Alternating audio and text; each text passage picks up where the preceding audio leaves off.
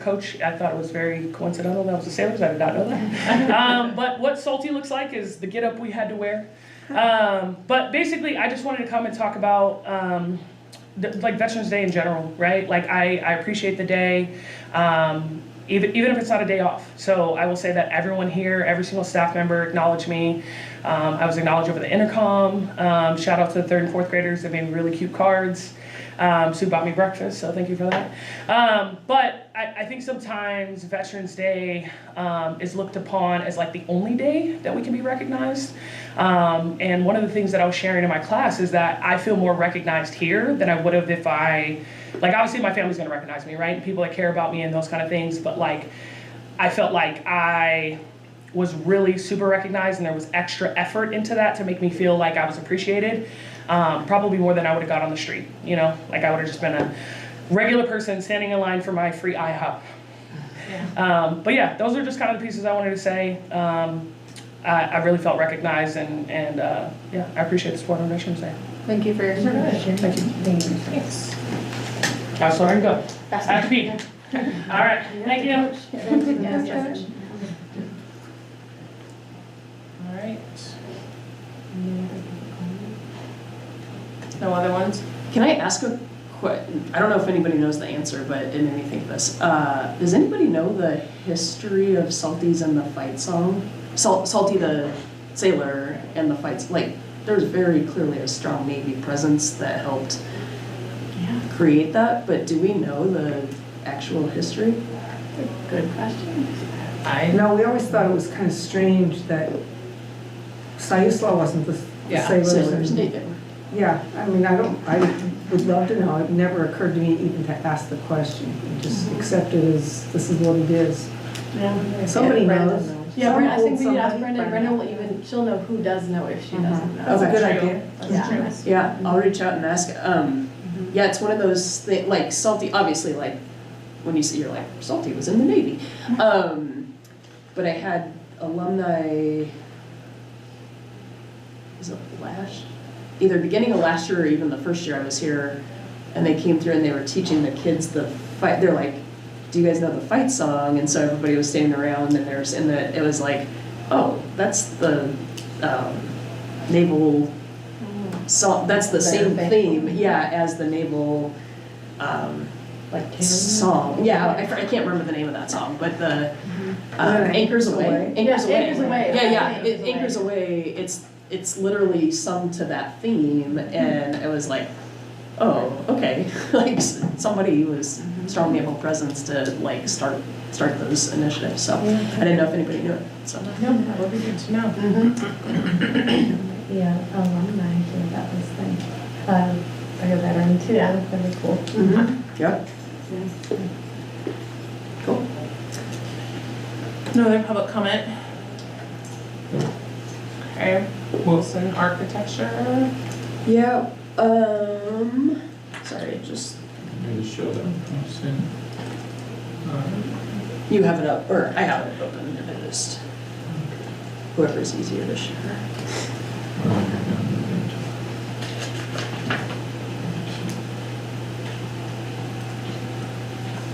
Is that stuff that you sent us, basically? Yeah, I did forward it to you guys. Yeah, because that print on it is super, even if we blow it up, it's super small. So is that you or me that needs to hit? Sorry, I misinterpreted.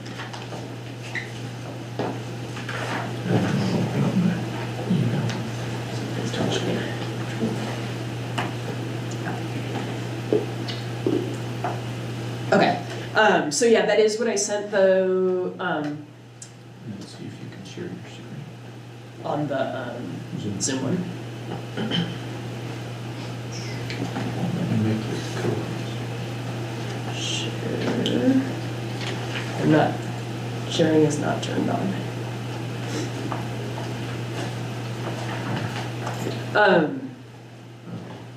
Now I can do that. The main thing is that we're very close to putting it to bid. It says on there yesterday. Jaren started that work and needs one thing, I don't know what the thing is, Jaren can tell you that in a second, from Kurt to get that posted to bid. But the official documents are what you're looking at. We met with PBIS, and it's ready to go. Is there anything to add to that? I feel like we've talked a lot about getting to this point. Now it's putting it out there, and we'll start to get some bids, and they have some places that they're helping share that out as soon as it's on Oregon Buys. Yeah, just waiting on Kurt to send me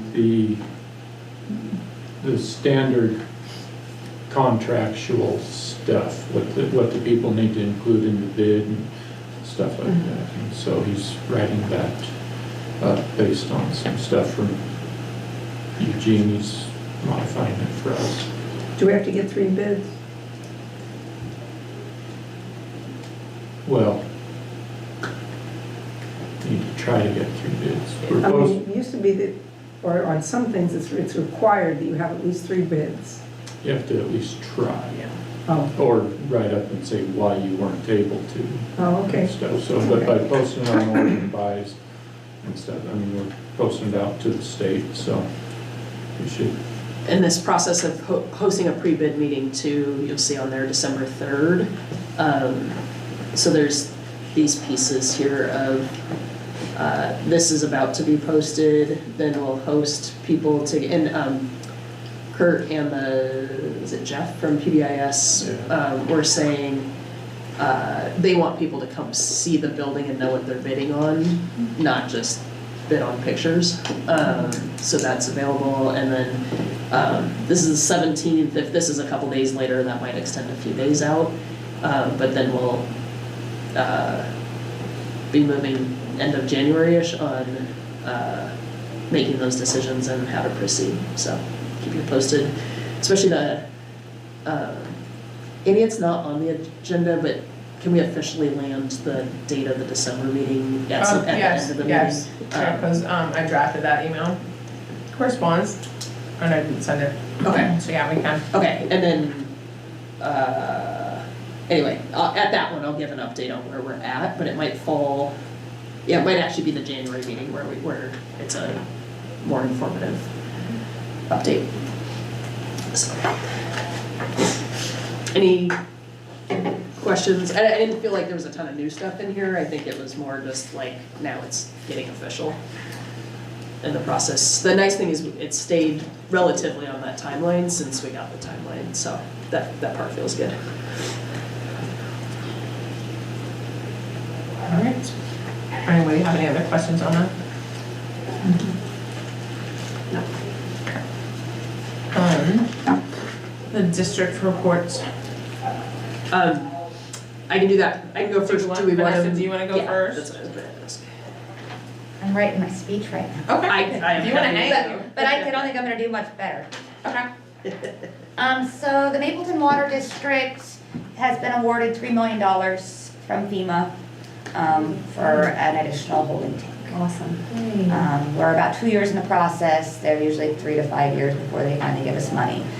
We've gone through several different spots of answering questions, and now they're getting a little bit more closer to where we'll actually get to start spending some of the money, because we're going to do a phase plan, which is, phase 1 is all the environmental studies and the feasibility studies and figuring out exactly what we need and where it's at and getting the design and such, and then we'll have a better idea of to be able to do, then we can get funding for the actual construction of it.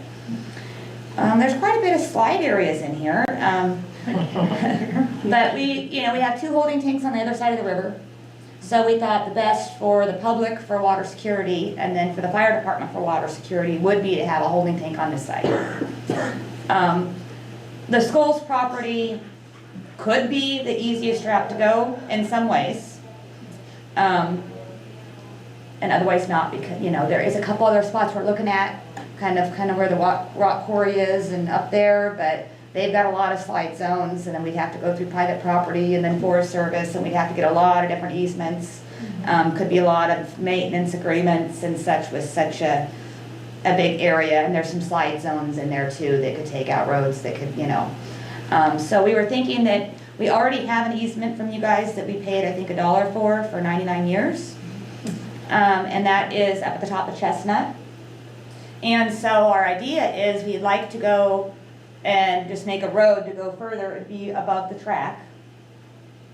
Which I've gotta say, where our easement is now is completely in this, all of Chestnut's in the slide zone. Yes, it is.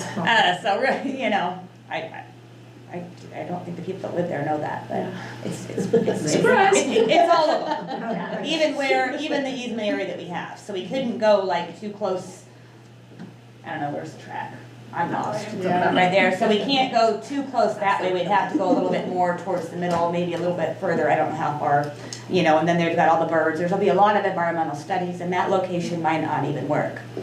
So the phase 1 project, which is what we need a letter of support, is what FEMA's asking for us to actually get the money for the phase 1, which is doing all of our studies and stuff to figure out what exactly our plan would be to see if you guys would give us a letter of support, supporting, you know, the additional storage tank. And if you guys would allow, you know, I don't want to say like you guys don't need to give us, I mean, there's a lot of information you need to know before you would allow. So it's not even that we need to know that you would allow, but a letter of support supporting the idea, the project, and then also supporting that you would be open to seeing if property on the Mapleton School District would be a feasible location. Like if it's past all those environmental things, then we would be in support of. Well, there's not just environmental, there's a lot of things you guys would need to, a lot of questions you're gonna have later, so. Exactly. Yeah, lots of different things you guys are gonna wanna know. But supporting the idea, supporting us, you know, if it's gonna be 100% no, you guys are like, no matter what documentation you see, you're never gonna let us put a holding tank up there. Well then, obviously, don't waste our time, that would be nice for us to know now, so we don't waste our money and efforts. But really, we need to support to get the money to do the studies. Because we don't even know if it's going to be, if they're a good location. Why we like the location above the track also is because all of our system is ran by gravity. So we like it to be up high. The only place on all of our water system that's not gravity that we have a pump is Upper Chestnut. And if we had that up there, they won't have to have that pumping station. Which means they wouldn't need that little easement that we already do have, because we won't need it, because we'll all be. So that's what I'm asking for, is a letter of support for us to. So just to clarify, so the letter of support is us supporting the water district to do the all of the tests and all of that for all of the locations that you're looking at.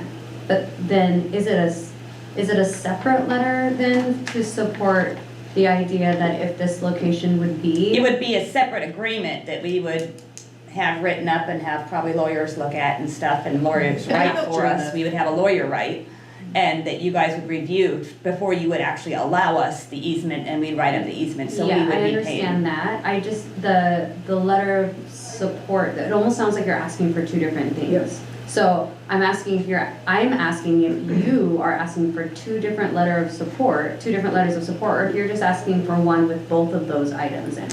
One with both, because two of the questions that they want to know is, do we have, for easements, they want to make sure, like if we're going to go put it on this property, they want to make sure that we have the properties that we're going to go through support. Okay, so of the possibility of an so easement. You're just asking us for a letter of support for this property, not just Yeah, for just support of the property. project in general.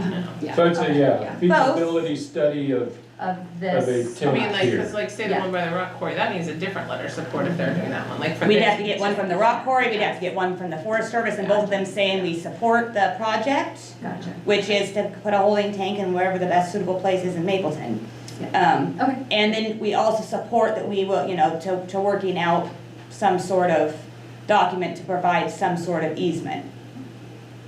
Because we have to have access if it's not our property. So they want to know that you guys would be Right. willing to work out some sort of easement. Now, does that mean that? Should this one be feasible, we're willing Yeah, to then we're talk willing to easement. talk. So is so how- that we Then we would- support of the investigation stuff, and then if that all passes, then we're open to having the conversations to fully support it just happening, right? Yeah, but we don't want it that's what it means.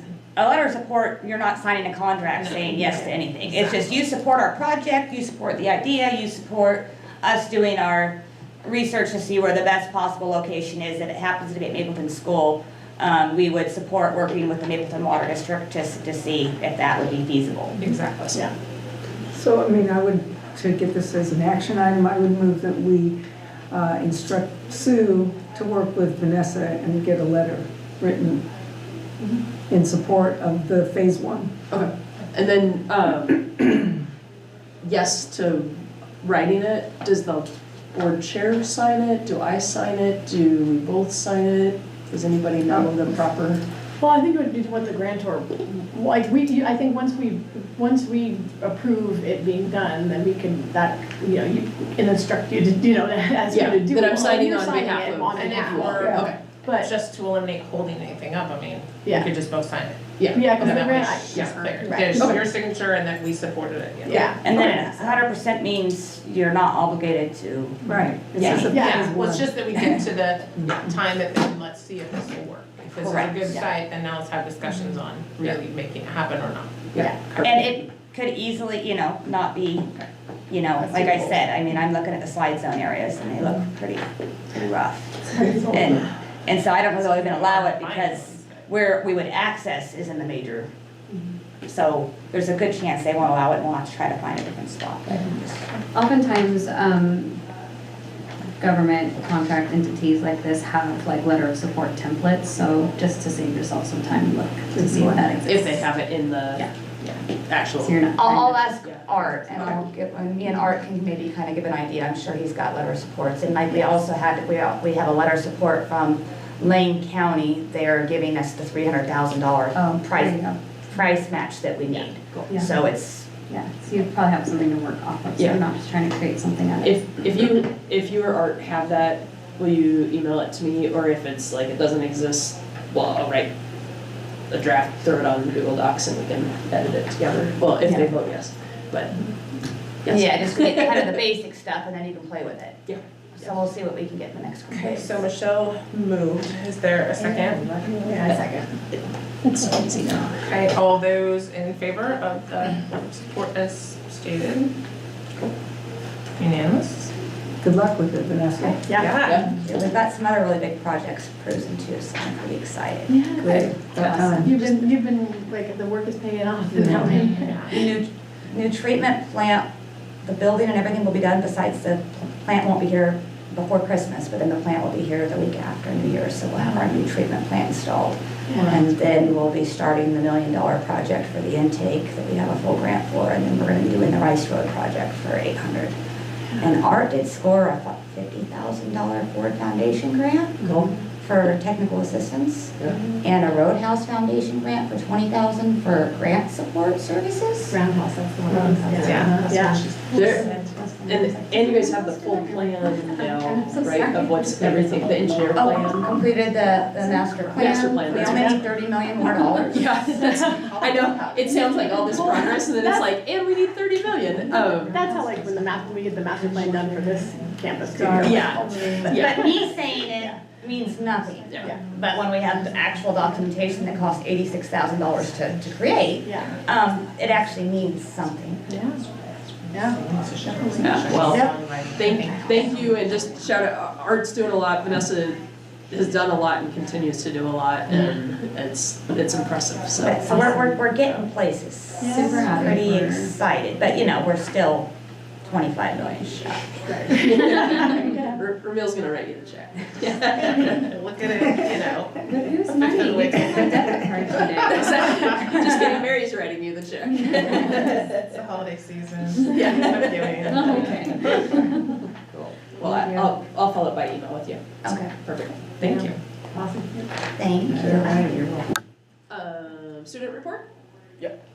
Sorry, Andrew, that's your job. No, totally fine. Totally fine. I would have wondered who was going first. Okay, so student-led conferences happened last week.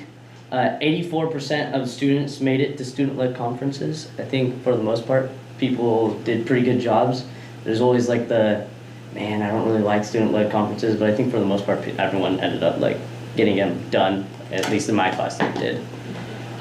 Basketball started, middle school started last week, and then high school started this week on Monday.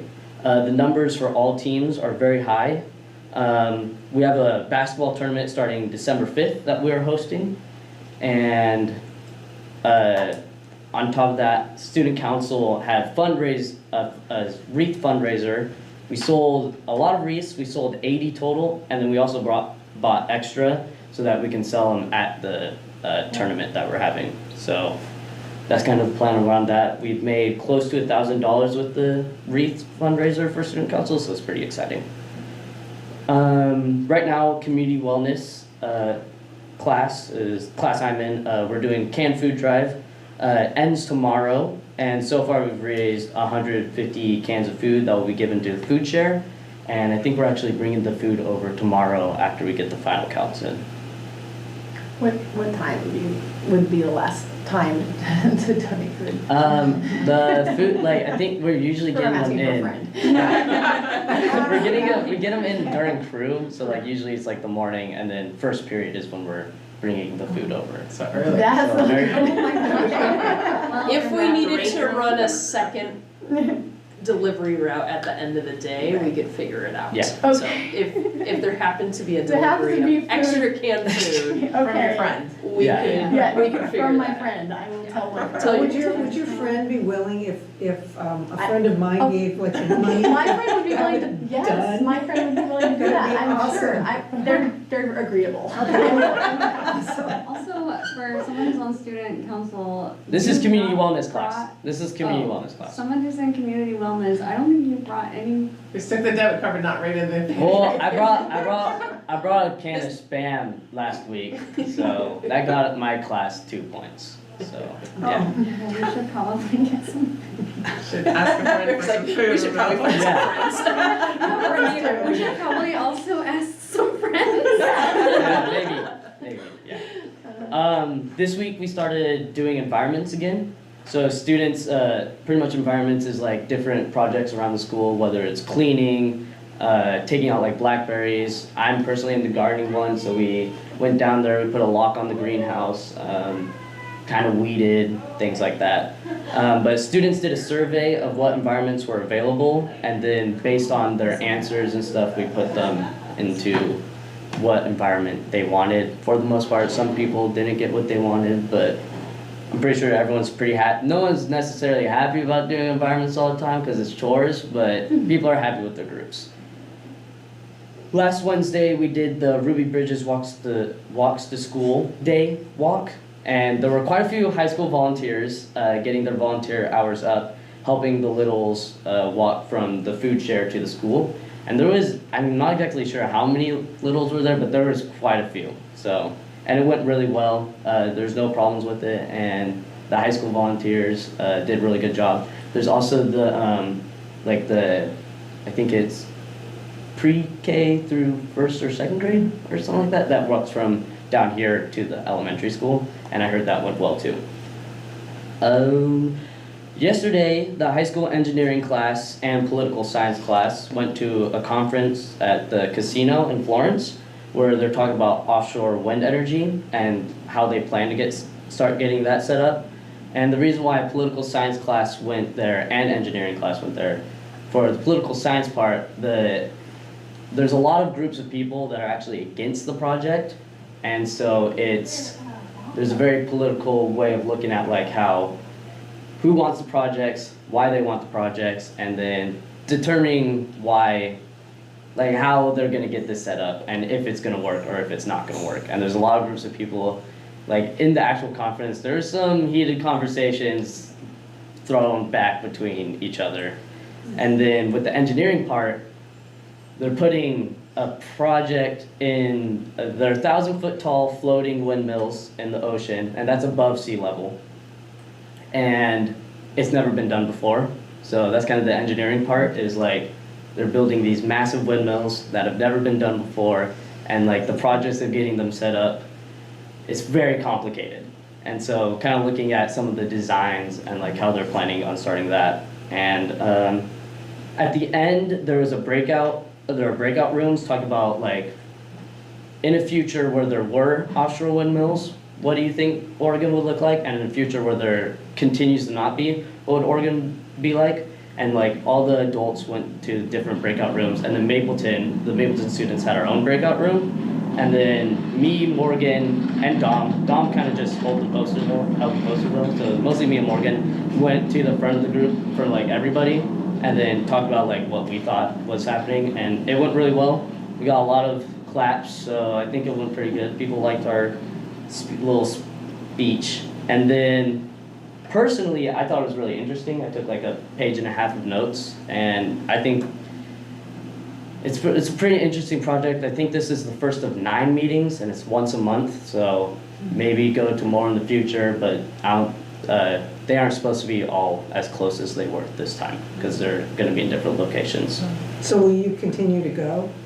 If Or depend possibly, maybe, I because, mean, it's your future. yeah, It'd be that's, nice if they considered what you. that was what the you said. interesting part, because it's like, in the end, they're kind of talking about that, in the end, we can say all these things and figure out what we want, but in the future, it's not gonna be us there. So that was kind of like one of the things, the reason why they especially wanted us to talk about it, things like that.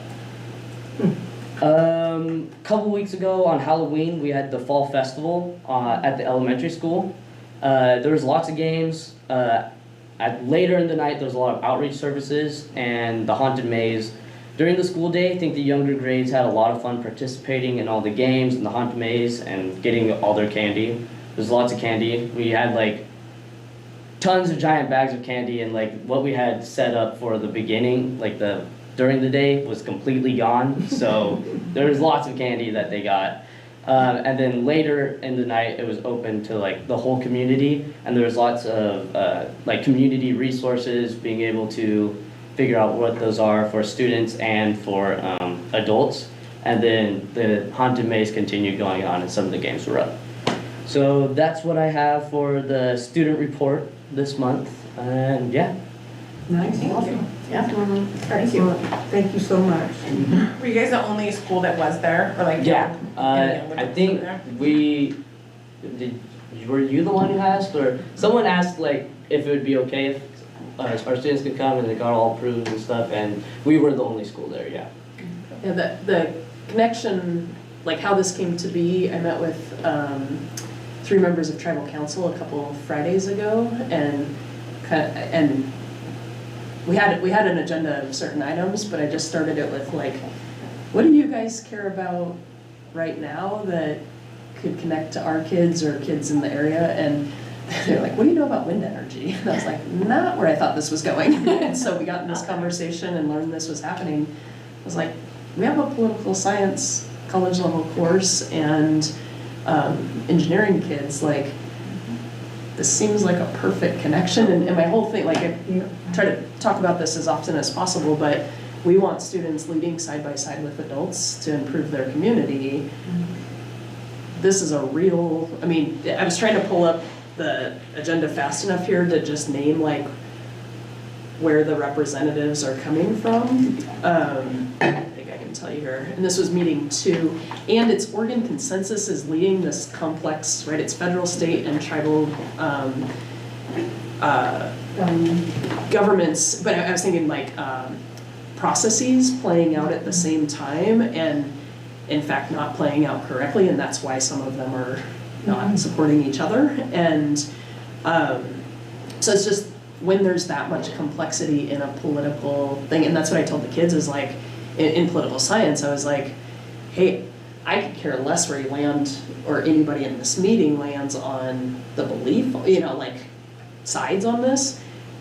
The process matters, and Oregon Consensus is about doing this 9-month roadmap development, trying to get people finding where those places of agreement are and where they're not, so that one group's not railroading another group kind of thing. And This was the first meeting? this was the second. Yeah, Oh, okay. so second of, and there's one a month laid out.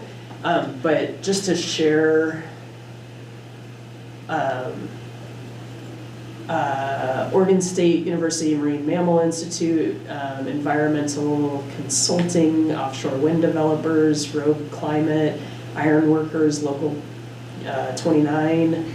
There's some names that don't have, so I don't know who all of them are, but blue change, or climate change and blue economy, Nature Conservancy, West Coast Seafood Processors Association, Willamette Technical Fabricators, and then there's governmental representation through here too, and representation from all the tribes. Is it all the tribes? Like I don't know, they're all listed on this document. The tribes that were there's some from Eastern Oregon because they have, some of the tribes in Eastern Oregon, they've started putting up like land windmills and stuff, so, or turbines or whatever. And so they were there talking about like their experiences with the land ones and how like the processes went up there. CT Clusi, Kuslaman, and Sayusla tribes were there. There is a couple tribes up from Washington because the Washington tribe also denied the process of the windmills, so they were, some of them came down, and there's a couple other tribes too from like up and down the coast. Cool.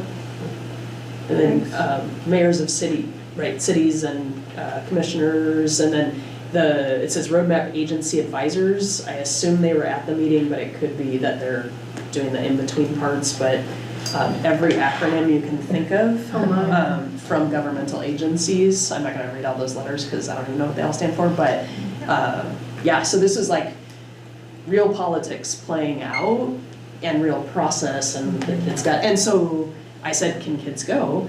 And Teresa said, I think that's a good idea, let me ask. And Oregon Consensus was like, absolutely. They didn't solicit our kids, we invited ourselves. It was like part of that conversation, and then they said yes. So, and then the cool thing is, if there's students who want to take this up, or even a small portion of this, there's a project called Hatfield Futures that 3 of our seniors did last year and focused on housing and kind of explored governmental process-made proposals, did visioning for future, and then there were like 6 teams at different districts across the state that came together 2 or 3 times to share and learn from each other. And there's an opportunity to bring this into that Hatfield Futures to do some intentional continued work from the student standpoint. And so, yeah, we'll see how it weaves and does this. At the very least, it's an awesome case study. So, and I do have the video of you guys. I haven't been able to get it to play yet, but we videoed it. The texts I got all day were Mapleton kids are awesome. So yeah, the first meeting was about it seemed like setting up like bullet points of what they want to talk about in future meetings. And it seems like there wasn't that many people there. And this was like the first real meeting with like trying to get most people there. And so this one was finalizing the draft of the points that they want to talk about in the future. And so there's like talk about getting like the environmental studies on there because somehow that didn't make it onto the bullet point. So there's some heat about that. Pollution, somehow that didn't make it on there either. So there's some heat about that. And like getting the rough draft finalized for the future meetings. And I think the future meetings, the plan is like that's when they're actually going to start talking about things and doing things. And this meeting was like the final of the drafting what they're going to be talking about. I love having meetings to talk about. That was the most feedback that I got about that day yesterday, and was like, these people are adults, and the conversations that were being had about planning, having meetings. So the part I heard from the person there was, isn't this obvious of how they should behave and how they should act? And the funny part, they had like these rules. Like you're giving adults way too much credit. They had these rules set out that were like what should be expected, and like in my notes I wrote, they have rules that are set up. It's just the same thing you do in group work in high school. Those are the exact same rules. Like don't talk over other people. Right. Things But like that was that. what was I was shocking. Like that's the text I got. Okay. Like we're having a conversation about what if someone's disrespectful. Yeah. Like that, and I was like, We just went over Well, the no high world, school kid. rules in Lou's group work. Yeah. Science class. And I think so. it's important to see that, and in my experience, when there's kids in the room, adults are often much better behaved at those types of meetings. And so like, if, I don't know that it would have been different if our kids weren't there, but my guess is the fact that those have to be Maybe in they place. should be there. There's things, that's, It should be there. I have often been thanked for Very having better. kids at meetings because people, it's a noticeable difference that adults do their best work when kids are there also. And kids bring really good ideas too, like, and that's the thing I try to really push for. I try to bring kids to every meeting that I go to, and always it's like, oh, Mapleton students are amazing, and that's true. And guess what? When you bring kids to all your meetings, they're all amazing. Like, open your meetings up and ask kids what you should do, and it turns out you get really good answers. So, yeah. I just wanted to say, with the different projects we have, and we have Civil West as our engineer of record, there's gonna be engineering here, there's gonna be 3 or 4 big projects getting started here very soon. Like within the next probably month, there's gonna be the start of the engineering, lots of Zoom meetings. So if there were some kids that were interested, they could actually attend our Zoom meetings, and and then everything else would be local. So it could be done at the school or at home or here. And then we also we're also working with Lane County Economic something or another, contemplating turning Mapleton Water District into a water and sanitary district. And so there's lots of the economic stuff that's going to be there. So there is quite a few different things coming around that will be local here, that the kids could actually, that would be starting in the beginning, that they could follow through, that would be pretty good for them. And engineers get we get billed $300 an hour, so I mean, engineering's pretty good job done. So yeah, I mean, if those 2 teachers wanted to kind of maybe check in with me and kind of give me an idea, then I can kind of email them and kind of give them ideas what's coming up. But they really could start on and the kids might be interested in a different phase, but there's. When we email about the action item, let's share some stuff, because those 2 teachers definitely, and all there's connections at all.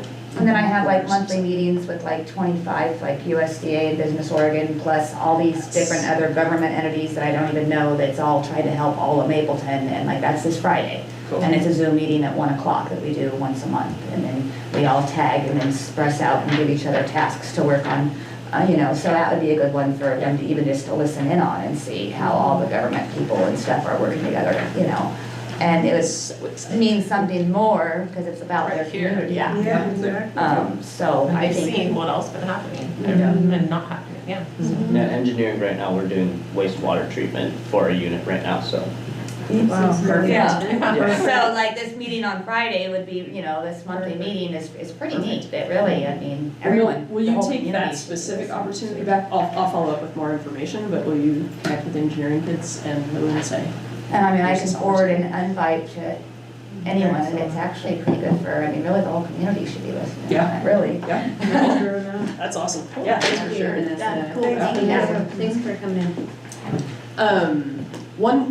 I don't want to go down this road too far, but I just want to tell people that the Port of Coos Bay has a 5-year proposal project, and they have enough money towards it to expand the port, and their goal is for more import-export. One of the elements of that is to expand the train line through there and run 12 to 15 trains a day through to Eugene. And so because we're unincorporated, they didn't know who to reach out to, and came to me. They're sending information, I'll send it out to the community, but I think it's one of those things to get involved in, and I talked to the students barely on that. We were talking more about the meeting yesterday, but that advocacy matters. And so if, let's say that project happens, there's jobs coming, there's all these things, Coos Bay's more, in that region, is more likely to benefit directly. We just get the train traffic, unless we say what are the community agreements and community benefits that we get economic, right, benefit from that.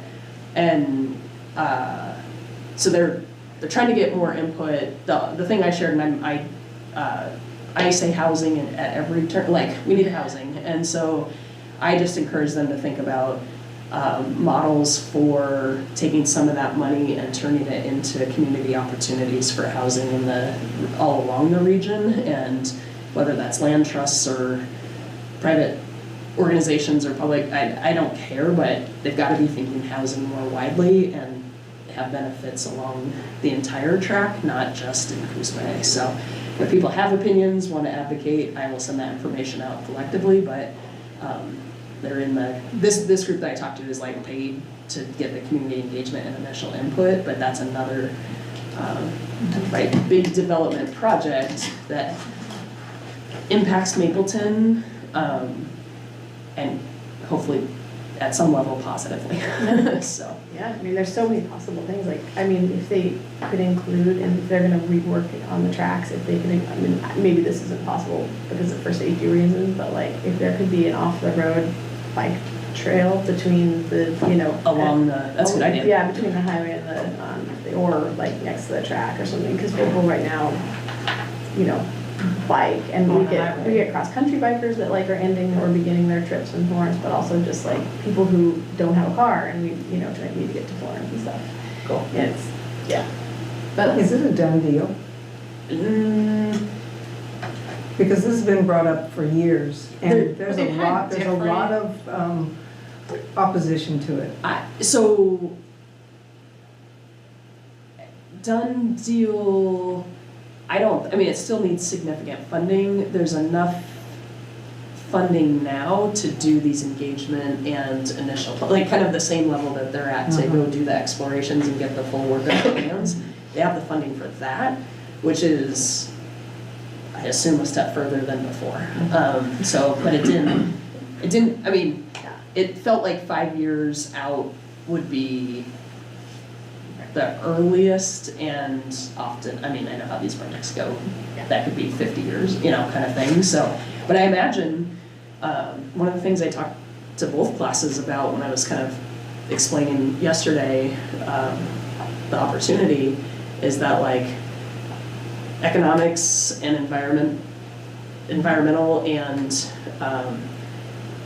like social economic, right? There's always those tensions, and these are the processes where you go and say what's possible and where's the ground where something can happen, should it happen, why not, and come together with community. So but I will share that information, and I love the bike idea. If there's but it's cool. It's cool that you're bringing this now, because it is the perfect time to get involved in that, because it really will impact the community a lot. We might as well try and make it as, if it happens, that we recognize all the different components and try and influence it in a way that's good for us. Yeah, and regardless, there should be a bike path, because people riding this road, I cannot believe. Yeah, it's scary.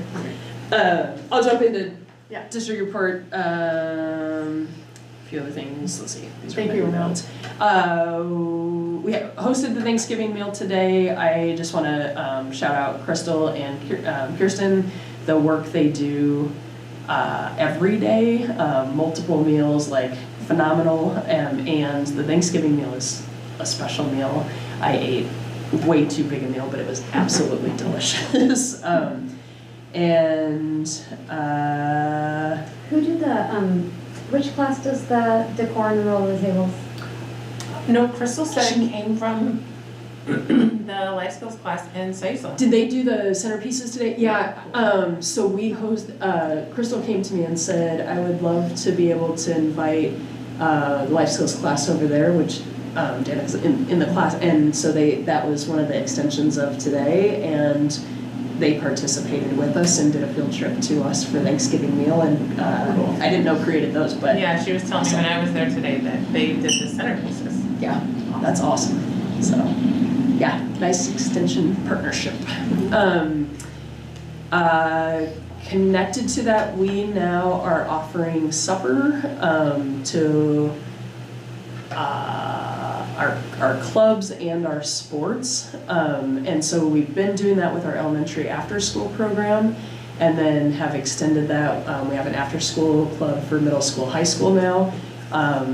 I know 2 of the days, was gonna ask Wednesday and Thursday and couldn't remember, but like on Mondays, there's a partnership with 4-H OSU Extension, and they're focused on culinary. There's a video games day on Tuesday, and then there's programming Wednesday and Thursday that I can't remember off the top of my head.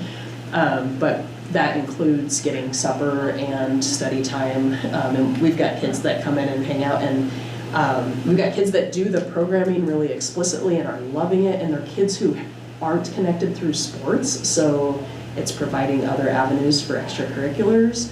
And then some kids just need to study and have a spot that they can stay focused and ask for help in that moment. So, and then because we have that club that qualifies for us for supper, then all of the athletes who stay after school can now get fed as well. And Wow. it's paid through there, so. Don't you wish we said that? Yeah. Me too. I would have eaten What a great more if idea. you were Yeah. JoJo's probably. Yeah.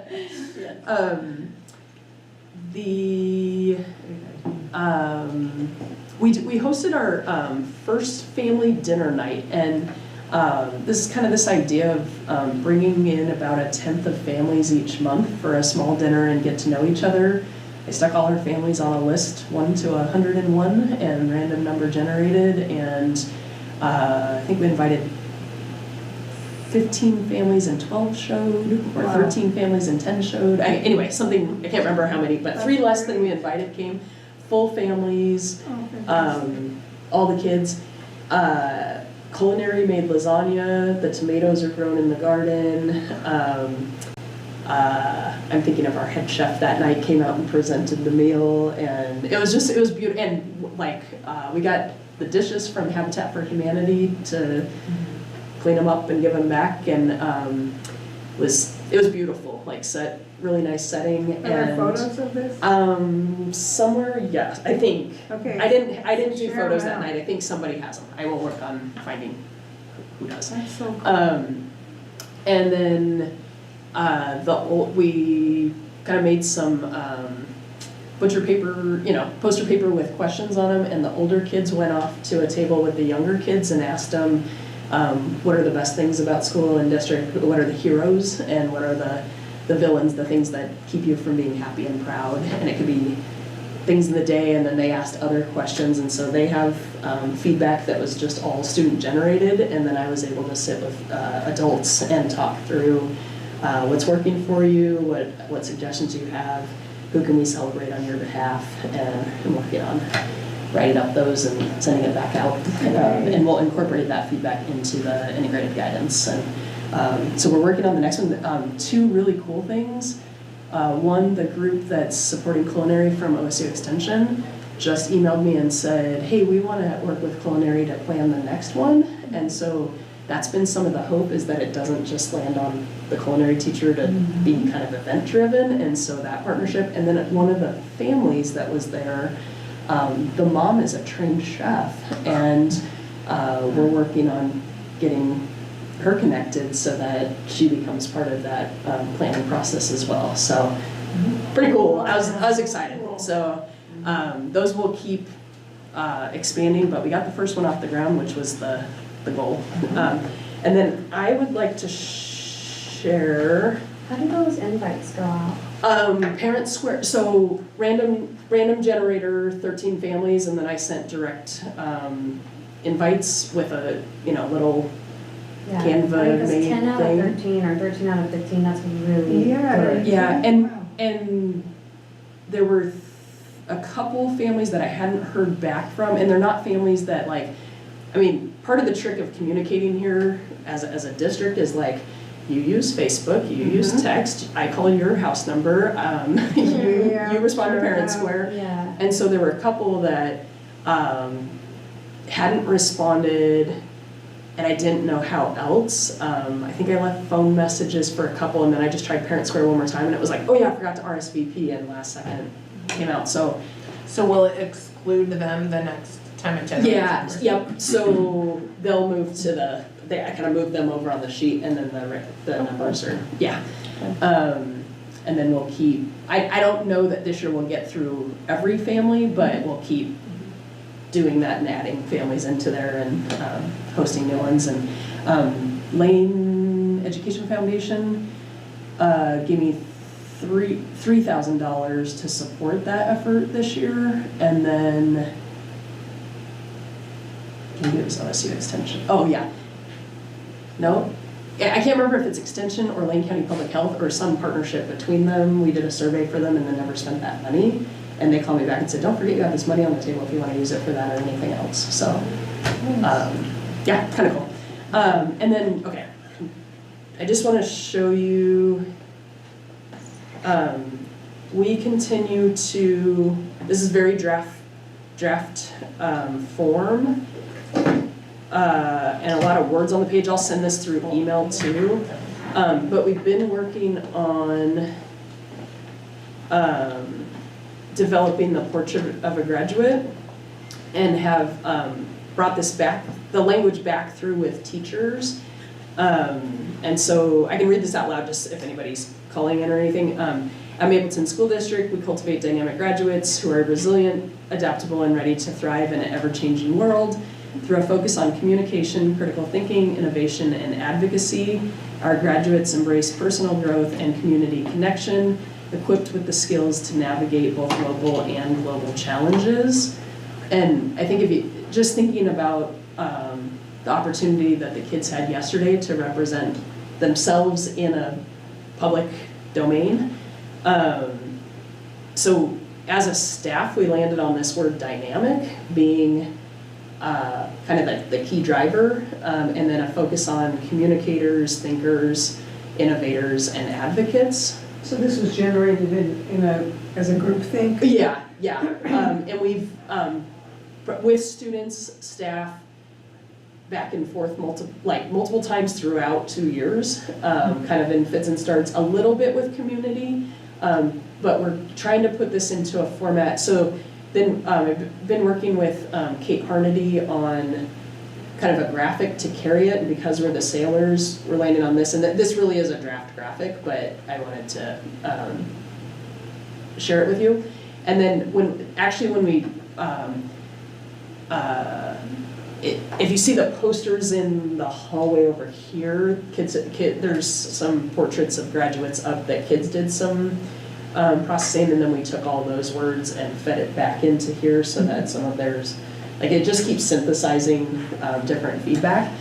And then when we processed it with staff this last time, realized that what it's missing is those four. Everybody's like, yep, feels great, yes, but where's the focus on health and wellness? We do so much with that that's not coming through. So there's another. So what we're playing with right now, and I'm working with Kate on this is the ship wheel that's driving us, guiding us, but it anchored in health and wellness. And so there's another piece of this that's the anchor that we're working on the language to match that. And I'll bring that back as it takes form.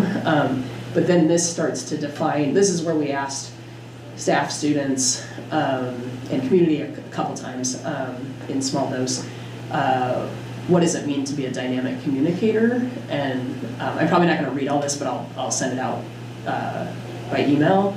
But starting to define what we mean by those areas. And then over time, we're working right now on developing, so the kids did their student-led conferences, and then the next stage in the second half of this year will be creating like online independent learning plans and profiles that become their portfolio, but these are the 4 areas plus health and wellness that will drive their collection and telling who they are and showcasing their work. So that's where we're headed. So I'll email this to y'all. I would love any feedback if you see things, but that's kind of how it's taking shape currently. So it's fun to, there's been all these like pieces to it all moving, and it's starting to synthesize and come together and show where some of those connection points are, and it's been kind of fun. So how does that, like what age is the kid who gets to see this for the first time? Right now, 7th. Okay. The one kind of cool development with conferences is we've been doing the student-led K through 6 this round did student self-reflections and evaluations that then became part of the stuff at conferences to talk through. And I think 5th and 6th, there's an interest in moving towards the student-led components. And so with Portrait of a Graduate, 7th through 12th will kind of lay that foundation on this end. And then we've got other pieces that are getting aligned at K6, and then over time, that'll actually look like a vertical alignment all the way across. So, but right now, 7th.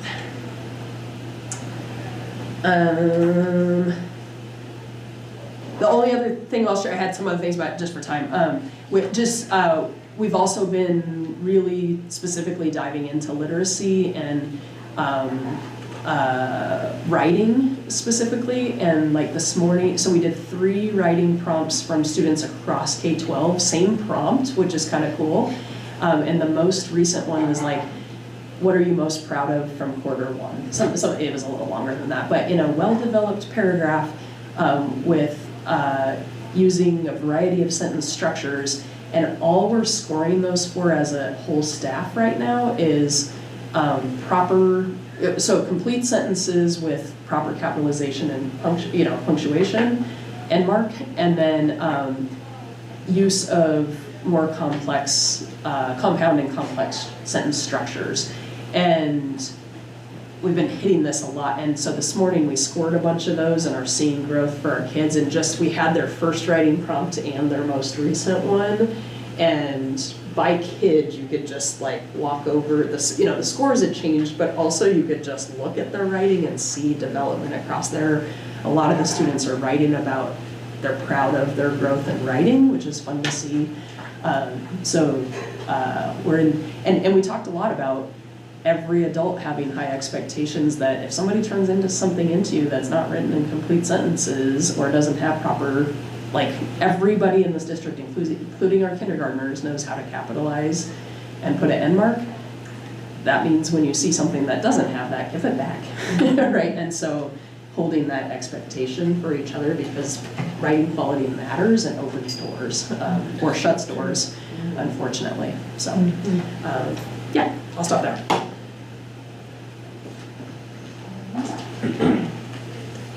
You just had Division 22 on there also, but that's done, right? Oh, no, I get to, no, I'll talk fast on this though.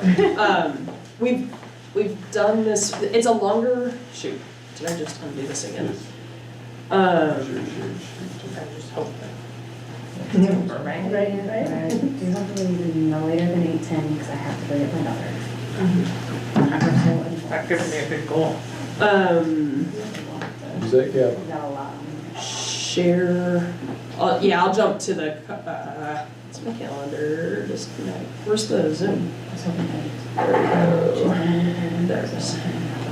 Influence. Share. And that, okay. Sorry, we're trying to share in 2 spots. Can you guys see it? Okay. I never use PowerPoint. Where do you present? View? Slideshow. Slideshow. There we go. Thanks. Beginning. Okay, so this will give overview of what Division 22 is. I think I can say it a lot faster than, this is created by the state and everybody uses it, but Division 22 are the things that we have to report on each year that are legal mandates for every district. They're intended to be the floor, not the ceiling. They're in all these areas. Still these areas with a little more specificity. If you want more information, there's links. So this is really about how to have local and state accountability. And so we say, yes, we do this, or no, we don't do this yet. And then have an opportunity to keep improving. Yep, it's great. That's why we have it. I will say, from my standpoint, I make myself read these deeply each year because there's stuff, I call superintendent friends that are and said, there's one specifically I'll share, and I'm like, do you know we have to do this? Do you do that? I don't know that's a thing. And so if stuff gets stuck into these that over time people lose sight of, and then later we're saying, yes, we do this. If anybody ever comes and says, give evidence of that, we don't have it. And then there's a lot, like, I think I told you guys when I got here, we do a lot of things, but we don't write a lot of things down. And so we've been working to codify a lot of these components. So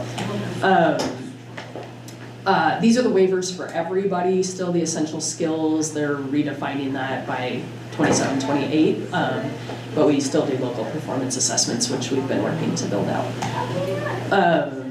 Okay, so this is a rule that's been around since 23, but it's the first time that it's in Division 22, so it hasn't been reported on, it's just been an expectation that schools do it. And menstrual dignity, it's that pads and tampons are available in every bathroom in a K-12 setting. And so I will report on this in a second, but that's the new rule this year. And then health services, we've been out of compliance for this in the whole, I've updated you guys on this that we're working on it. It's really just this long written plan, but in the middle of us being out of compliance, they changed the rule and gave us an even longer plan to write, so I'm glad I didn't do the first one. And I'll talk about this in a second, but it's a revision that, hey, there's even more required to this now. Yeah. We're continuing to build systems, get more written down and improve. And I really see this as an opportunity for continuous improvement. That's the point I want to make about Division 22. It's compliance, but it's also continuous improvement. And I try to take that approach. Slight lie on the first one. Health services plan, I finally sat down, wrote it all, went through it line by line, figured out what we need. Finished it, crossed it off my list. All I had left to do was link our communicable disease plan that is already written and reported to the state and on their website into it, and I pulled it, linked it, clicked it. File does not exist. It has disappeared out of the world, which is like 6 hours of work. So I have a model one from other, well, as small districts we all share it, and so I need to go back in and change somebody else's back to us, and hopefully it's not 6 hours this time because I've done it once before, but it's almost submitted. It'll be submitted next week. So I'm still mad. The two that we continue to work on, drug and alcohol prevention requirements and comprehensive sexuality plans. I say early development, we're doing a lot of components of both of those, like drug and alcohol. There's a new Narcan requirement. We had Lane County Public Health out here, and all 9th through 12th graders were in it. I've sent out we've done the pieces. It's about articulating this into a written plan and like telling the community and getting feedback. And I feel like there's 2 or 3 small parts that still need fully defined on that one, but by and large, we're meeting that. It just not to the point that I can say, yes, check it off our list yet. The comprehensive sexuality plans, with that one, we will start with Aaron's Law, getting feedback in January. That's the 4 required lessons across all grade levels on child abuse prevention. And we'll start with sharing that plan out and getting public feedback on that and check that out as step 1, and then there's other components to that. And that's the one I told the state we're gonna work at the pace that makes sense for our community on that. And then instructional materials, they approved that. Our adoption cycle, I think we made a board, like you guys approved as a board to wait a year on, was it math or science? Science. Anyway, so it's slightly updated and sent in and, updated with the state. Okay, so these are the ones that I had to mark out of compliance, but this is the same as last year. I say, yeah, we're not quite in compliance, but we are calling all parents to meet the intent of the law. I wrote it last year, nobody called me and said, that doesn't work, so we'll try it again and see what happens.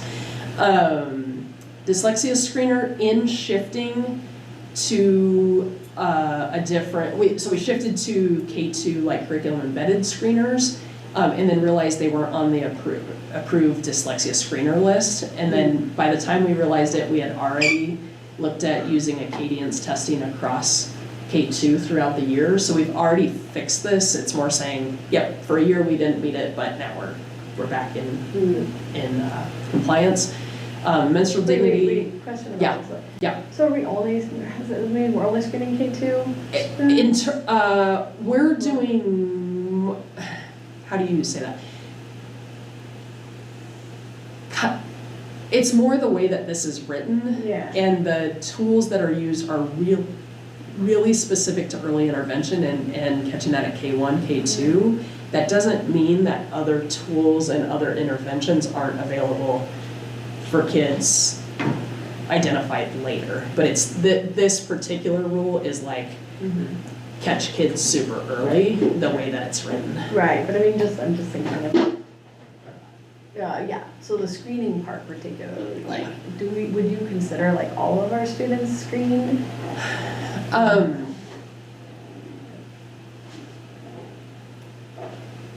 Depends on what we mean by screen. Yeah, that's a longer conversation. I know.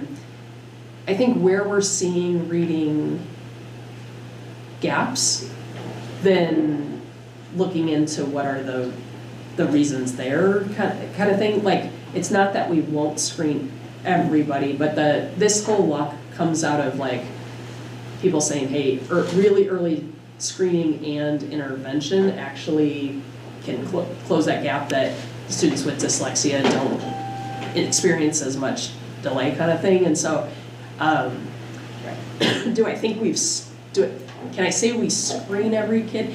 Even the tests that are used, that's why this is such a hard answer. The tests that are used, it's not like you screen and go, oh, you're not dyslexic, you're dyslexic kind of thing. It's a bunch of data that then you look at to say, okay, there's gaps in these areas and that might be a sign of dyslexia. Let's intervene early in this way. Yeah. Yeah, I mean, the reason I'm asking you, of course, is because like, we get kids in district beyond those age groups. Absolutely. And we don't know if it can take a long time, well, not actually probably a long time. People probably notice pretty quick, but there's not, if there's only a systemic way of doing it at that age. Yeah. I feel like that leaves a lot of students potentially, because I mean, I think there are a lot of people who as adults now are just like, oh my gosh, I'm dyslexic. I didn't actually even know that, like. And this is intended to make it where like their CUME file comes with some of that information if they're not in school at that age. But so Acadians we're actually doing case 6 ongoing. So like we get more of that data and it's approved. And then the HMH reader isn't one that's a dyslexia specific, but that we're using 312. So, and there are, like we've had some kiddos up here that it's like, is that what this is? And we've done some, like, pull them and do some screening to kind of figure out where those gaps are. So, kind of. Menstrual dignity, so we don't have baskets available in elementary bathrooms. And so starting, Jamie and I just met, we have all the product, we just need more baskets. And so those will be in every bathroom starting by December 1st, coming back from Thanksgiving. So it's a trip to the dollar store away from being in compliance, but I'm gonna tell them that we weren't. And then, okay, so this last one is the one I called on, and the reason I put it here is to bring attention to the fact we're required to do this. But child abuse reporting, it has an annual training, but anyway, there's other pieces to this, but in it says that we're required to host an annual training for families about child abuse prevention. Is this new? No! Oh. It's just in there and nobody knows it. So, Do other districts do this? not anybody I called. This was the one that people were like, We do. And so part of why I try to read these closely is that we don't all get in trouble for the same thing later. And I call and say, does anybody do this? But this is an opportunity to reach out to some of our partners. We don't need to host this. We need to create the space for another agency to come in and do this. And so this is my reminder to call an agency and say, you're gonna do this for us, right? So It's just not to just that offer we a get in training. trouble, it actually seems like it would be a good thing to provide. absolutely. Not that you're gonna fix everything with one training. Yeah, it's a fascinating thing that made it into there, and I just wanted to bring attention to it. So that's why it's on there. And it's And I just wanna offer, ask. but it's not like require families to like. No, show it's up. that we provide, like the Narcan one provides us to send out a pretty thorough thing, and we sent that through Parent Square and got a lot of positive feedback on it. But I think this is one of those things as well that's like, hey, you wanna prevent child abuse, talk to the community too, not just staff. So that is all of it. These aren't that exciting. This is new stuff on the horizon, but none of it's super interesting yet. This last one, substance use prevention and intervention plan, where I said that the one that we're out of compliance, that's the interesting thing is the ones we're out of compliance on, they keep changing the rules on anyway. And so I kind of think the pace I'm going at's perfect because then we can do the new one instead of the old one, so. Will you send us all this? Yeah, absolutely. This will get posted on the website. There's some assurance, there's like a form that I go in and fill out and submit. And then I will say ODE is absolutely wonderful in supporting when you don't meet. They like the transparency of saying, yeah, we're not there yet, and have offered resources and different avenues connected to different things over the 3 years. So speaking of the website. Next week. Okay. I have the information for how to switch it over. There's still some tedious cleanup and not having I mean, is that students. something you do? Right now, yes, because it's a merge of old stuff and there's so much required information on there that I'm using that list. Like some of it's Division 22 stuff, some of it's other things, but there's so many required things that's what I'm going through and checking that they're all there. They've merged some of it, it's reorganized, and then some of it's just clicking buttons to make it a little prettier than how they reorganized it. And then once it's up, Jaren does more of it, keeping certain documents up there and stuff. So we'll get that going. But right now we've been operating in 2 different platforms and getting it all to the same spot. So but that December, it takes about 24 hours to like go live once you click the buttons and stuff. So I've met with them. They're available for small supports. They've been great. It's me. I just need a week without kids. So so Division 22. Okay. Done.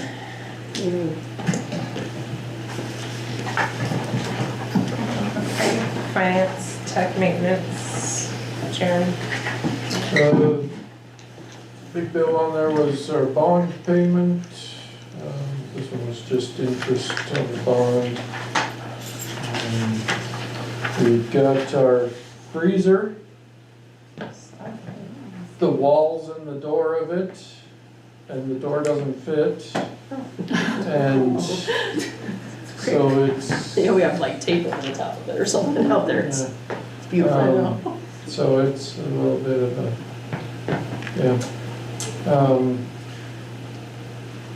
we had the state facilities assessment people out doing the facilities assessment Wednesday, Thursday, and Friday last week, looking at every building on campus. They're looking at every building, every district, all through the state. And have ADA looking at our buildings, same thing, all through the state, looking at our campus, seeing what, is not in compliance with ADA, what could be done better, I suppose. And then they'll just inform the state on just how crappy a condition everything's in and how much more money we all need. Let's see, Which agency is that that's looking at all our stuff? ODE, ODE looks at our facilities, yeah. and then ODE is gonna find money from the state. They'll That's just, the- they'll just let the state know, you know, how Oh. bad a condition stuff is, and then the state. It's actually the legislator's job Yeah. to find the money or get the money, but this is the data to try to make that To, argument. yeah, to tell them how much deferred maintenance there is, you know, how much things have people not been taking care of because they don't have money. Right. Especially people that can't pass bonds and stuff, you know. And so they, yeah, looked at everything. And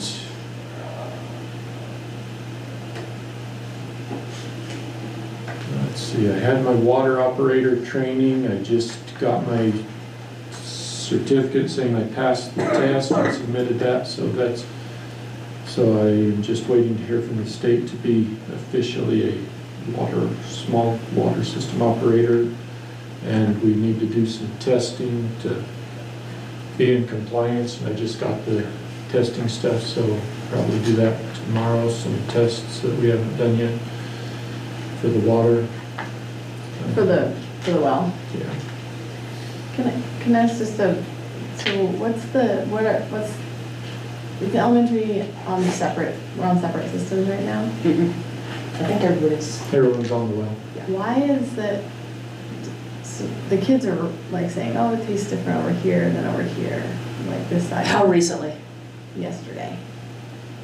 So they came out and did a softener, and I heard it changed, like it improved it a lot, Mm-hmm. but I haven't, this is the first I'm hearing that it's different somewhere else. They're saying it's different. Yeah, in at- the gym over there, yeah. Okay. Yeah.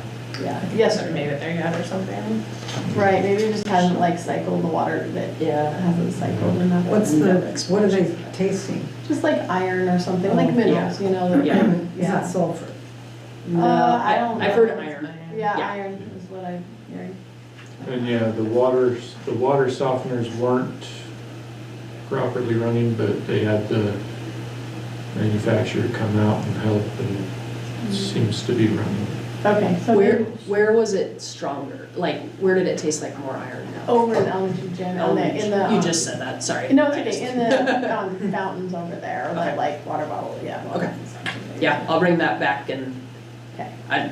from over here, Yeah, they I say. had heard all the complaints, and then Right. they were like, no, it's better, and I'm like, Right. cool, and then we'll check Right, and that all the out. kids, because the kids, we have the middle school Yeah. basketball, so they're here and part of the day, and then they're part of, And then there's they're for still practice, a so difference. it's a good comparison. Yeah, because, yeah, that's great. I'll let Randy know that. What is a water softener?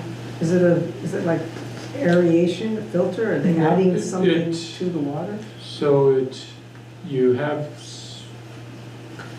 salt, put salt in it, and it's got a charging thing, but, so basically the salt is hooking up with the things in the water, and then the thing flushes them out and stuff, so it just cleans the water out and stuff, so it doesn't have as much stuff in it. So, which I need some new batteries for it so I can see it better. I have a basic thing that I got with a water filter thing that I bought that tells how much particulate's in the water, and I wanted to test the pre-water softener and the after-water softener and see, just how much particulate difference there is. So, let's see. Audit is just about finalized. My auditor got it back from the partner with just a couple basic things that they needed to take out of it, and they're thinking it might be finalized and complete next week. So that is nice. Yeah. Um,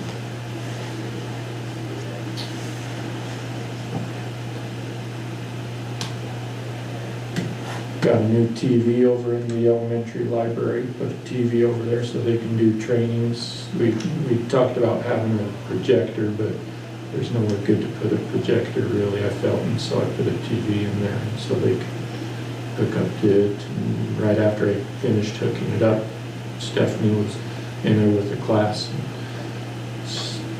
wirelessly connected to the TV so she could, you know, be doing stuff, showing the class stuff on there. And so immediate use. So. That's, let's see, any other maintenance? Side note, we've been weeding that library collection over there, and it's been a lot of hard, like, we're talking books not checked out since 1984. Oh, gosh, I know. And it's overwhelming, like, yeah, I won't spend too long on this, but it's looking really good. Tomorrow, we're taking books over to the middle school because they're stacked up in there, but So yeah, you it can will be offer more them. inviting and actually lead to more book checkout is what that research says. And the woman who's doing it, how did you get her? Rosie, we hired, is like, she's our community coordinator and is supporting libraries as part of that, but also Beth Clark. Yeah, Beth Clark is the replacement of Honor. So Right. Honor was the county Oh, so librarian. she's an Honor. She's coming over and helping us with So that. her criteria is based, I mean, the criteria for weeding books out is partially, Specific, yeah. I mean, it's because they're old and nobody checks them out, but then there's other criteria. for Yeah, there's a weeding books. written Okay. list that you go through. Yeah, it's not just like this looks old. Right. It has a criteria to it. And we have $10,000 library revitalization grant from Got the it. state, and we have to Cool. use at least 60% of it on books and Oh, stuff, so we great. can get some new books Yeah, for great. over there too, so. And if you haven't been in, there's artwork up in the library now over here, and it's beautiful. It looks like, I feel like the library It's like hit a it's beautiful in there. Yeah, so Awesome. keep your head in there before you leave today. And there's the state just came out with a thing doing sped stipends, and the state just really, well, the legislature, good concept, poor execution. Tons of questions about it, and they're just another unfunded mandate for part of it. They're funding the pay of the sped people, but they're not funding the benefits of it. So it's a $9 million thing. Districts are gonna foot the bill for $3.5 million or so and stuff, so, because we have to cover the benefits of it and stuff. But that- So it's for an extra body here? No. It's any classified or certified staff that works with 75% of the time it's Yeah, sped. special They education get a little, students. so that Oh. we're totaling up in the state the number, so we'll say how many we have in our district that are that. Everyone else will total it up and they'll say, okay, there's 10 people in the state that do this, there's $9 million, we're taking 9 million divided by 10 and we're giving them each $900,000. except likely, I don't know, we guessed, Probably not that much. I was with superintendents yesterday and we guessed it's gonna land about 500 or 600 each. And if you're a 2-hour employee, you get the same amount as if you're a 8-hour-a-day employee. Yeah. Because they don't have a It doesn't matter mechanism. full-time, part-time. They don't have a mechanism to like do all that, so if you're on the list, you get the same amount. Which I thought that was. If you're a like, substitute teacher and you subbed 2 times for a sped person and that's basically all you've done, then you've had, and so. 75% of your time has Presumably been, qualified. you get the same amount for 2 75% of days. your time. Yeah. So It's a good first attempt. We'll see where it goes, but This doesn't seem well thought out. yeah, and there's a likelihood it leads to other Well, it's gonna revenue stuff. cause, yeah. Yeah. Yeah. But yeah, but a number of districts have had bargaining requests due to it. And the thing is, the districts don't have any control. The state said, you Can't know, work it's down there, a but- stipend from the state through the districts. And so, I mean, yeah, it's not our money and stuff. We Still. can't, we have to, they're gonna tell us how much to pay them and we have to pay them that much. And so it's, Yeah. that list is due, what, December 20th or something? Yeah. Okay, move to consent agenda, right?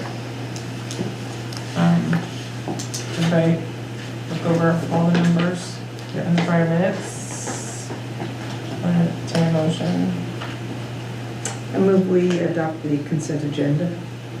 Second. All those in favor? We don't have anything to add. Yeah, I don't think we- We'll skip 8.1 and do that next month. Okay. Okay. And then I just know that someone has to leave soon. Do you need us to flip-flop anything, care? Not concerned, like, do you want us to go to discussion items and then come back to action items? Or just move on? Yeah, we can just, Move on? yeah. Okay. Okay, so next one is the second read of the PE credit policy proposal, but it's also in the discussion. No, it's not. Never they're mind. different, yeah. This is the like. Never mind, that's athletic participant. Okay. Yeah, this one's the high school credit Yeah. for full year of, or a full season of OSAA sports, still need 0.5 of PE credit, and then you can use this to fill it out. The reason we moved it to another month was to get more coaching input. Carrie has offered multiple opportunities. People are like, sounds great. So there hasn't been any like change it in this way or what about, there's not even what abouts. There's support, yeah. Great. It's an action item.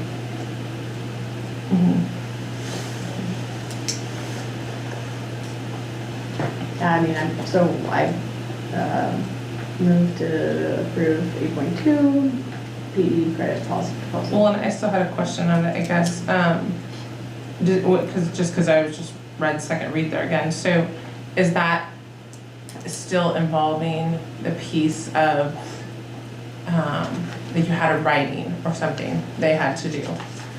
And that's, because I know we were discussing that last time and then we were throwing it back to coaches. They didn't really give you much feedback as to any of that, just like sounds like a great idea. But so it involves that piece, right? I mean, I only ask because I just don't know that, I feel like it's not necessary simply because I think there's only a select few. And I know the question was, well, have they really fully participated enough to make that warranted? In this instance, I don't think anyone participated less enough to not make it the 0.25 warranted. Because I know the discussion before was like, okay, well, if they haven't fully participated, then why should they be receiving that? I don't think that happens in this case. I don't know. We're rarely ever gonna use this. I think it's also that, like, when we give credit, we're saying that they've met standards in that course too, and of those PE credits, I don't remember which one, I think it was the fifth one, four of them, the overarching standards, it's like, oh yeah, you can make that connection, but that fifth one, being able to reflect on kind of the connection to lifelong sport. I can't remember the exact wording, it's not in here this time, but that's the opportunity to tie it to those standards. When I said, like, coaches have said, yeah, it makes sense, it's good, that was the full part of it, not just that it exists, but including the written part saying like, yeah, athletics is different than PE, and this is an opportunity to make those connections through there.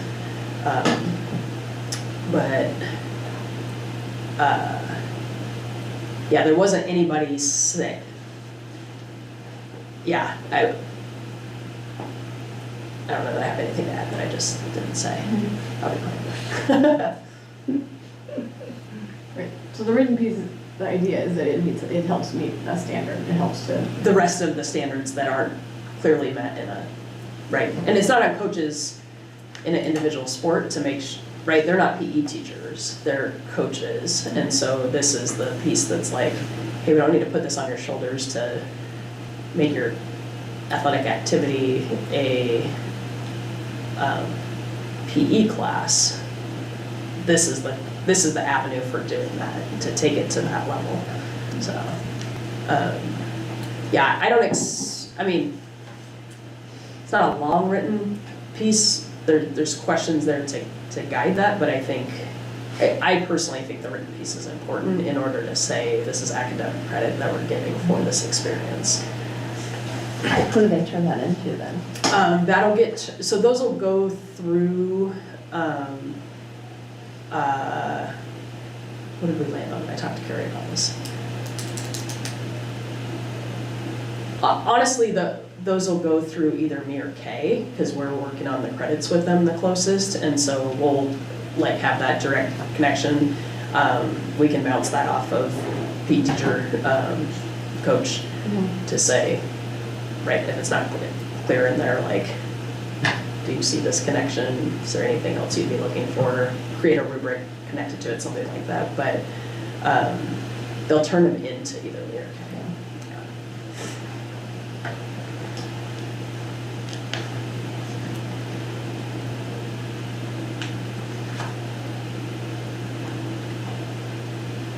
So you have a motion as it stands. Motion, and there were questions, so, yeah.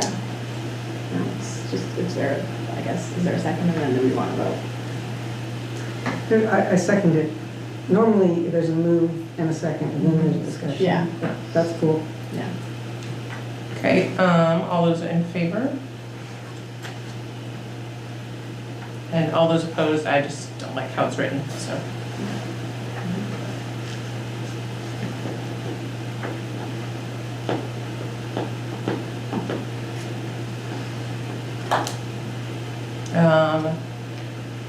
Then it's the policy reviews.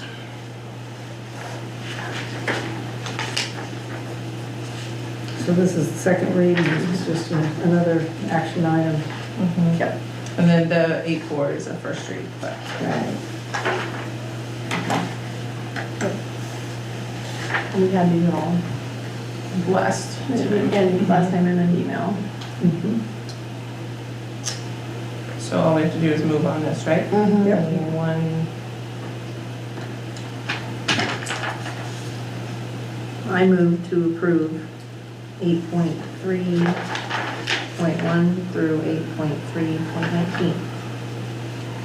I second that. Or 1.9 on the other page. well, Right. yeah, 8.319. Yeah. It's Yeah, what okay. she went through. Perfect. Right? Is that right? Yeah, you You said. said it. 1.9, she said 19. Oh, yeah, yeah. I tomato them on, yes. 19, it's a 1. I know. I will second We've got it that. covered though, since we said it both ways, we got it covered. Yes. All right, all those in favor? Okay. 8-4, first read.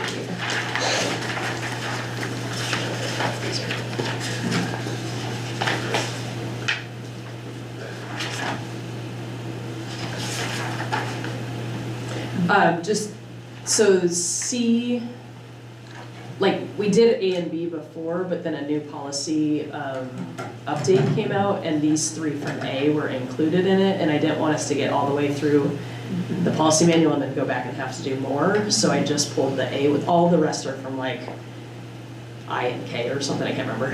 There's a lot of them in like that section, but that's why A showed up again.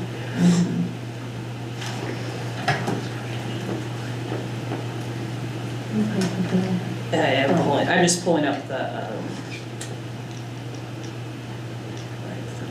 there we go. Yeah, and so the first one, the non-discrimination and civil rights, so that there's some civil rights, like I had to get civil rights coordinator training this year, there's like some legal update, and so this, instead of just being non-discrimination, adds the language of civil rights. District does not discriminate on any basis listed below is a slight change of wordage. And then taking out this language, the board designates the so-and-so as the civil rights coordinator, or directs the superintendent. Sorry, I thought I understood this and I didn't.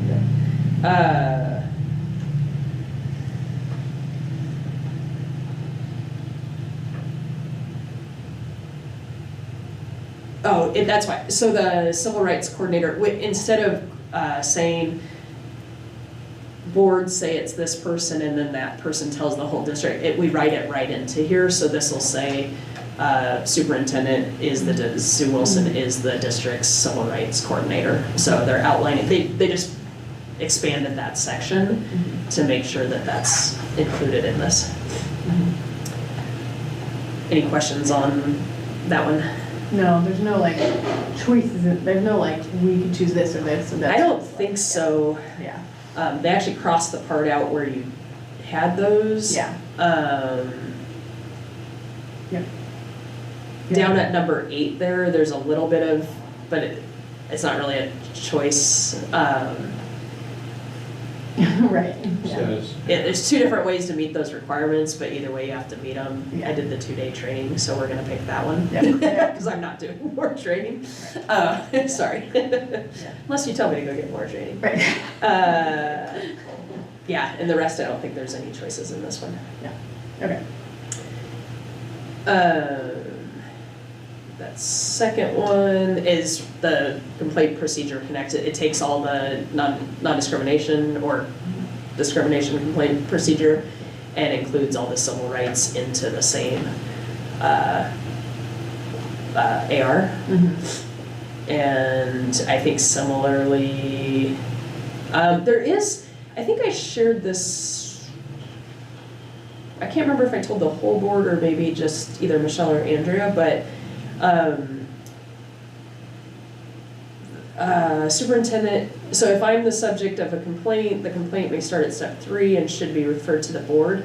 The board may refer the investigation to a third party. Just, it's important that you guys know if you're, like, in order to serve as the investigative group or appeal, like any of those levels, you have to have civil rights or non-discrimination training. And so just know it might make more sense to refer it out, or it's for us to set up that training to have that. So that's the only kind of sticking point in this one. Right, but we have the option to refer it out to somebody who does have that background. Yeah.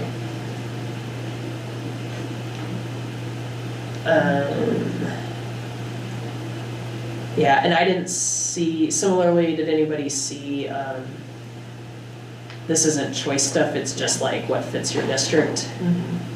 And yeah, I don't think there's any choices in this one either. And then the complaint form that goes with it is updated to include civil rights, harassment, all the things on the same form instead of having multiples. And then these will be updated on the website, should we approve them. this is the only, well, so on this, so the timelines established in each step of this procedure may be extended by either the district for good cause, any extension will be communicated to the parties and include a reason for the delay, or they'll be extended by mutual agreement between the district and the complainant. I can zoom in on that a little bit. Which Yeah. page is that on?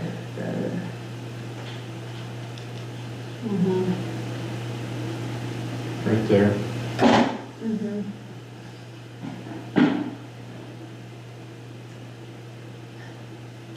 I want to say mutual agreement between the district and complainant, but sometimes, I don't know, I can foresee a spot where the district may be like, well, we have to collect more information or something like that, and can't meet this timeline, but they can't arrive at a mutual agreement, and so then what happens?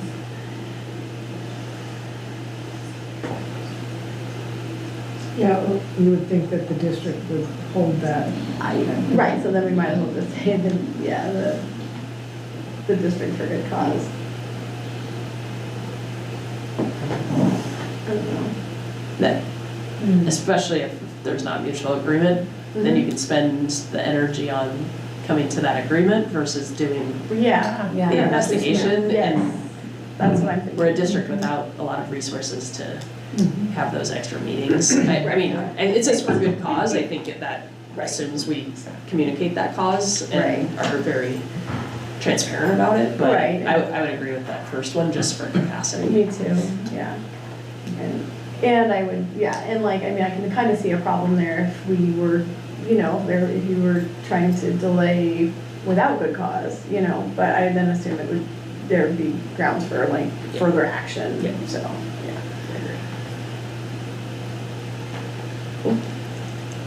I already did that. Same thing, sex-based discrimination under Title IX. And just to name out loud, there's pretty wide agreement that this is gonna change again, and Title IX will continue to swing back and forth and change regulations and policies and all the things. I just did a 2-hour training and I have 2 more hours that I have to do, and it's one of those things where they start the training with this week, like kind of thing, so. But we all know this and we know this is what it's been, so expect this one to come back for policy change at some point. But this is the current Title IX, it aligns to the current Title IX requirements.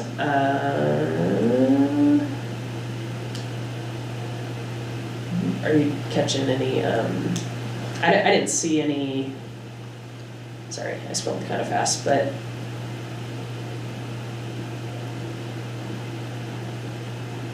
yeah, we give notice out, we have our notice of non-discrimination on our website, like all these things.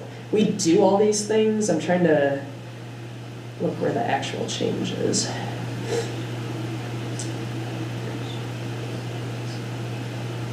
It just really explicitly lays out what the role, oh, it's new, that's why it's, Yeah, it's new. sorry. I was like, where are the changes in this thing?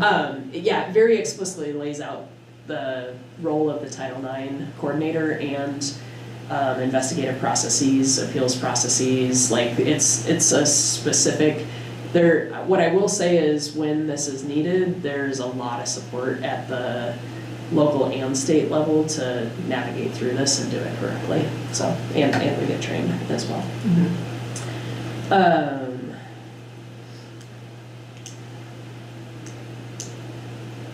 Yeah, and then,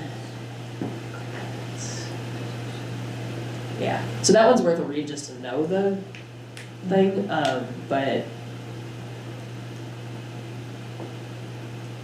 there's a part under supportive measures. Yeah, describe the range, and basically describe range. Yeah, I might, supportive measures can include a lot of things, and so I might just ask somebody for some sample language that they put there, but it's essentially like and right, we're a really small school, so if there's a conflict of any nature between, whether it's civil rights, Title IX, or something else between two students, we can't always create a schedule where they don't interact, so we use like, oh my god, what's the word? Basically an agreement, a no contact agreement, and we define what that looks like. You may be in the same class, but you're not gonna interact beyond a facilitated conversation connected to the class, something like that, but I'm not writing all that out in that section, so I'll ask somebody for a list that they're putting there.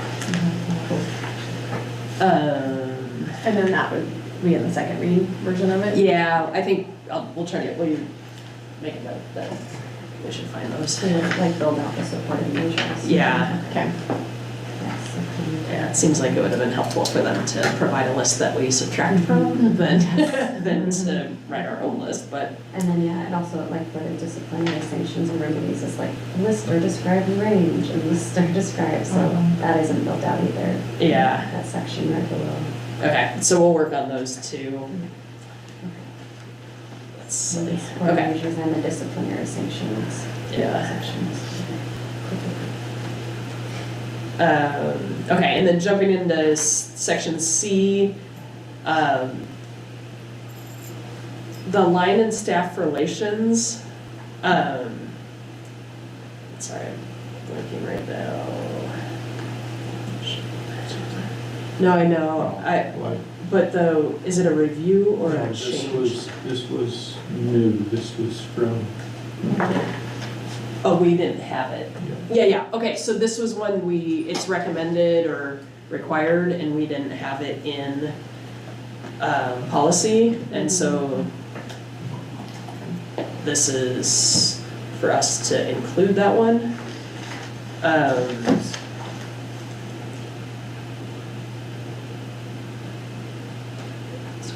Okay. Is lines of authority, but is it a new language, isn't it, the chain of command? Chain of command, yeah, I don't know why we would call it, but that's the language that OSBA is using. Did we pull this from?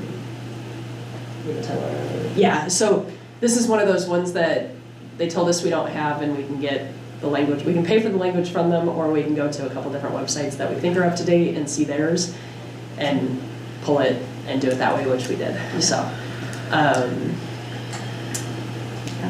And then, All this stuff, I didn't realize that we paid them for the language. That's part of what we pay for in our yearly dues, I thought, was this.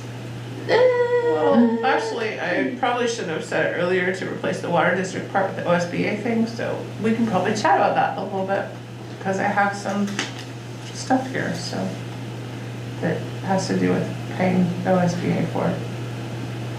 I mean, I just thought that was part of their Seems like package, because we do give them a pretty hefty sum every year. there's a, We do the subscription update, which is what they send, you know, so they just sent us a pack of.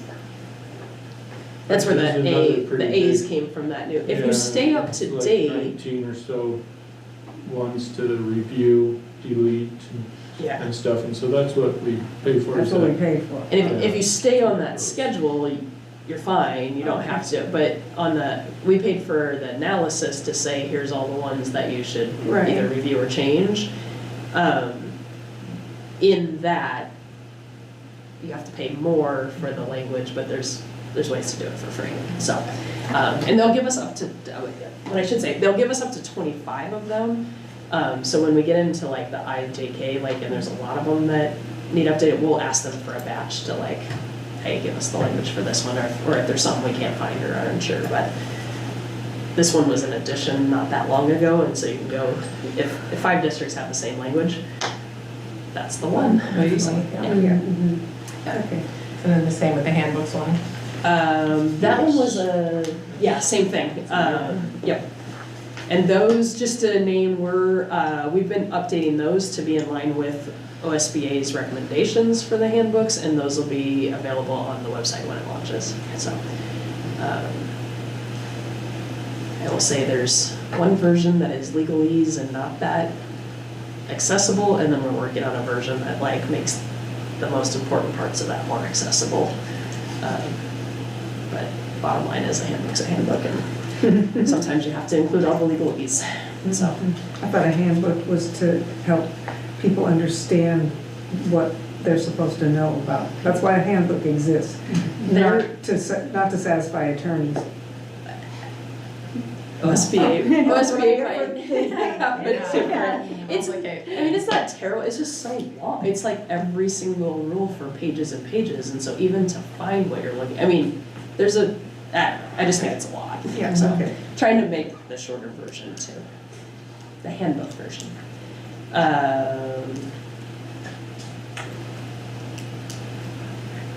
Yeah, I don't see anything in this worth, yeah, so those are new additions, so. And, excuse me, any questions?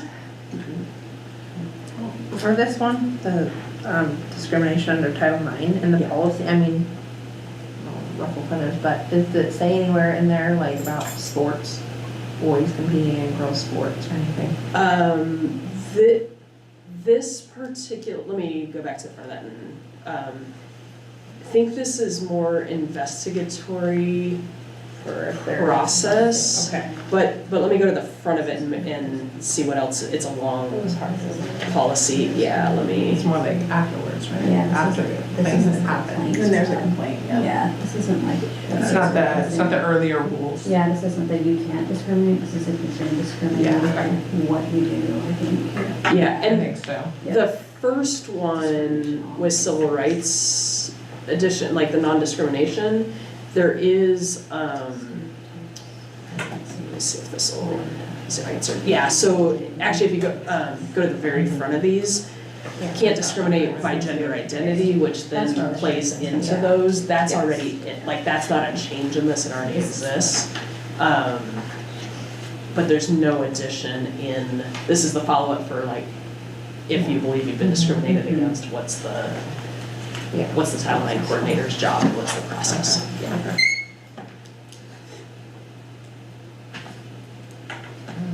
Okay, move to discussion items, or does anyone have any other questions?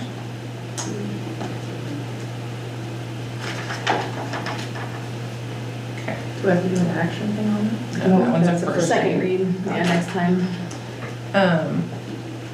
Okay, so the first one, the exploration of the charter status for Mapleton, that was kind of, I remember now I hit send on the email because I was waiting to hear a response back from her. Doesn't really matter. Oh, because of that date. She can make that or not, but I was hoping, I think it's hopeful because of when maybe we're moving it to, not that she wouldn't do it other times, but, so hopefully I hear back from her, but otherwise we had settled on the 11th at 3 for December.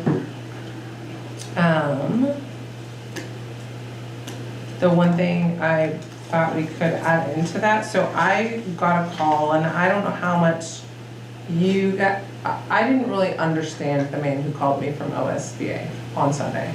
He's a very fast talker with a heavy accent. But he's the president of OSBA.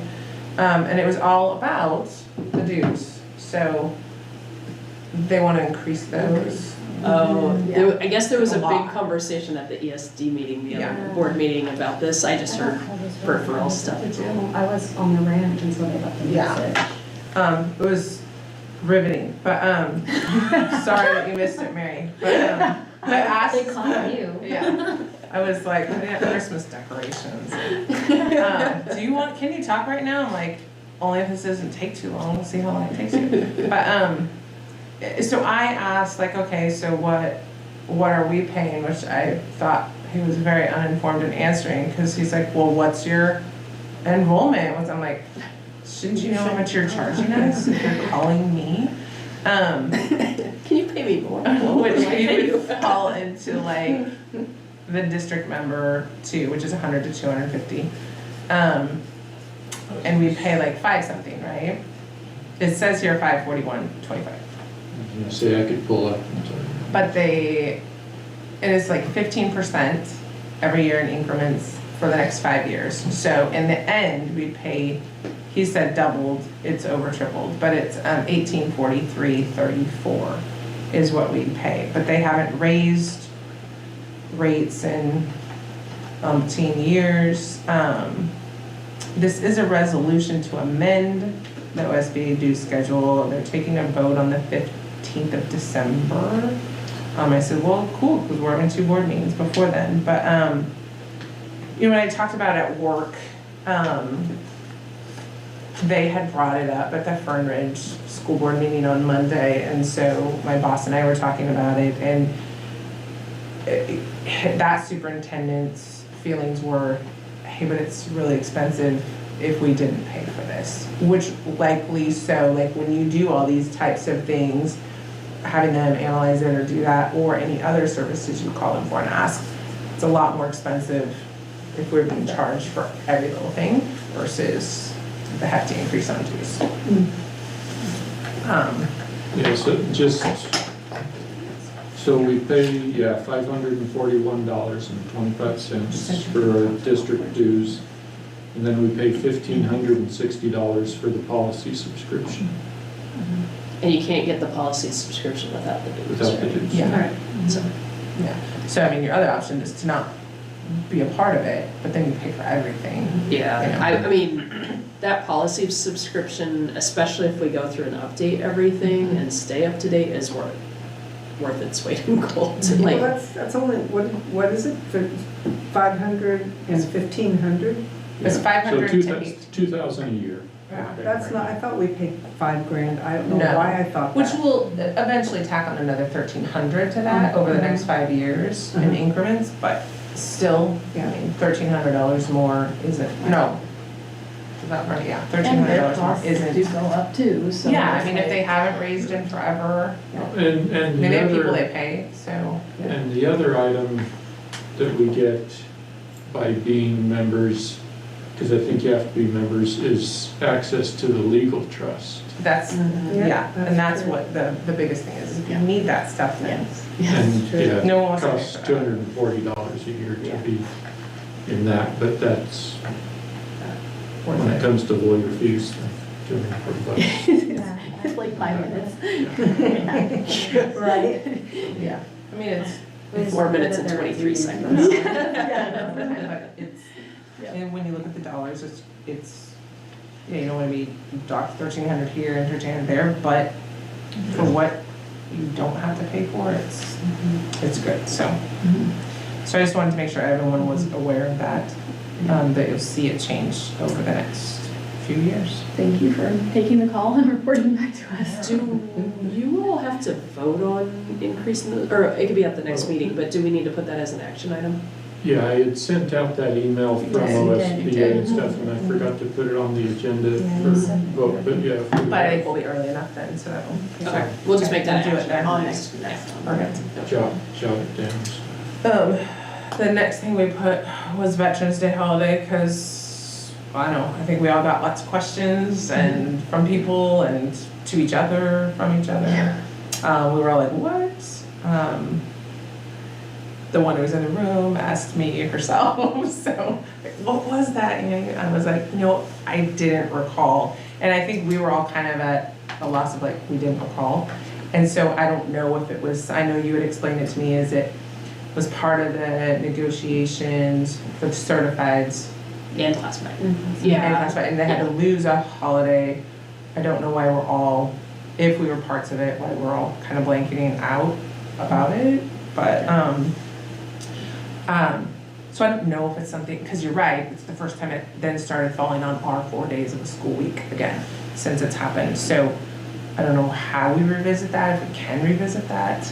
I mean, because then when you think about it, just black and white wise, how can we just like, that's the one that we can ditch? I think because it is ever moving. And that But- was like in the conversation, I remember like kind of a, hey, we gotta cut one of these, that one moves around and makes the schedule different every year. Could they not have like an extra Friday? Well, we can, so that's the impact is, then there's one more day, and the last 2 years, the schedule works out perfect Monday through Thursday, where you don't We need didn't a have to do Friday. Fridays. Yeah, and that was, well, That is nice. with Veterans Day on a weekend, or without Veterans Day as a day, or with it as a school day, it's there. There's no issue with, Doing us putting it on a Friday. inventory. I wouldn't, what's not great is going past the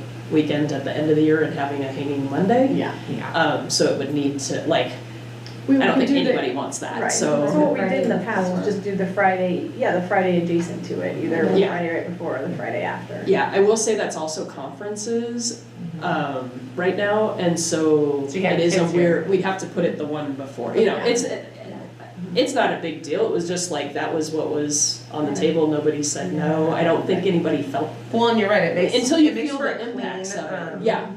A clean schedule, but, Yeah. Because when I looked at, when we approved the calendar, and I didn't ever. Well, and I know. it went through negotiations with like, I know, but I'm saying, And then we even have as late this as year's like, calendar. even as late as looking at this year's calendar, I didn't even. And the certified union approves the The calendar union before it comes approved it. here, I know. but it's one of those things, until you feel it, you don't Yeah. know it, right, you're not even assuming it, so. Well, and I kind of pushed for it because, I mean, when I taught in Wyoming, we didn't have it, and they do a little assembly and stuff, play taps and stuff, they do stuff.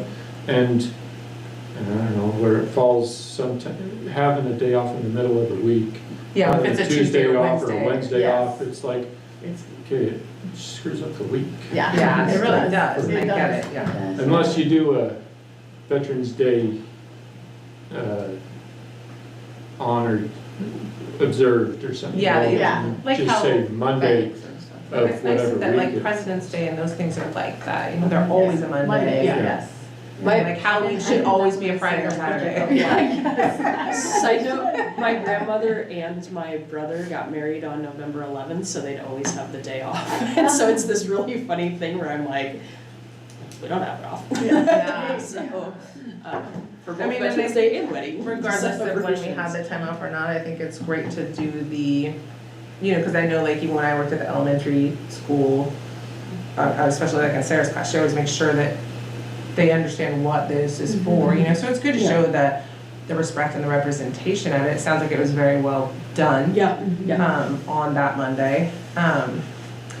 So I don't know if that's something we have to think about, or look at a calendar and see about fitting it in, or if it's a Yeah, huge deal, so. yeah, talking through it, like now understanding why, that's helpful context. Having the one veteran that we have on staff talk about the impacts to them, that was helpful too, so, yeah, we'll have to. Yeah, I mean, I was glad to hear how, well it went, even though Yeah. I know, like, the question came from her, like, well, how come? It's like, oops, I don't know, Right. sorry. But she even said, I don't care if we take it off or we don't take it off. She didn't seem to have an No. opinion about it. And using it as an educational opportunity seems really rich, but, you know, I don't know who were offended. Was that? Oh, no, it was an adult. Yeah, it was a longtime educator came to me and said, that's the most attention that's been paid to Veterans Day in my career. It was nice, you know, kind of thing. And it was a nice feedback to be like, cool, at least it was meaningful in that moment, so. And I think that families like the wondered and questioned. Yeah, Or Especially when didn't other like it. schools. Well, that was something I was concerned, it's kind of like tied to that, it's not so much about the observance of it, but I just want to bring the attendance piece in too. Because I think we had like low attendance, and some of that was like people who wanted to take the day off to observe Veterans Day, which is great, but also I think that because other schools don't have local schools, districts, yeah. that I know that, you know, there's a pull to like friends of those kids to like hang Or out. assumptions, I think, too. I Yeah. think a lot of assumptions. Yeah. It's interesting though, it's a mix of districts that do and don't. Yeah, because we didn't, because I know There's- Triangle League didn't, Marcola. Marcola didn't, They had schools. And there's Blatchley other- had, Blatchley had school, They did, Marcola yeah, and had there's school. also across the nation, Yeah. there's a lot of. Well, yeah, like No, what no, you're it's saying, just like because in it was Wyoming. Sigisla and Elmira that did not have Not- school. yeah, they had And taught. so, yeah, they were like, Everybody. later. Like, yeah. Like theater.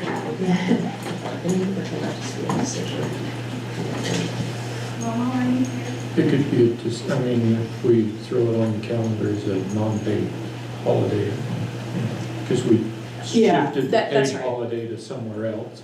And so it would just be a matter of on the calendar, if we choose to have it as a Which day off, then it's there- It a still day meets the off. current contract. Yeah. Yeah, so with the bar, that, I was asking process-wise, if that was a board decision, does it have to go reopen bargaining?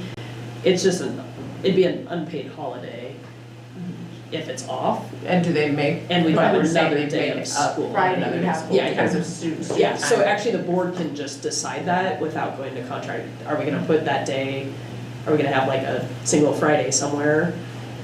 Or, not?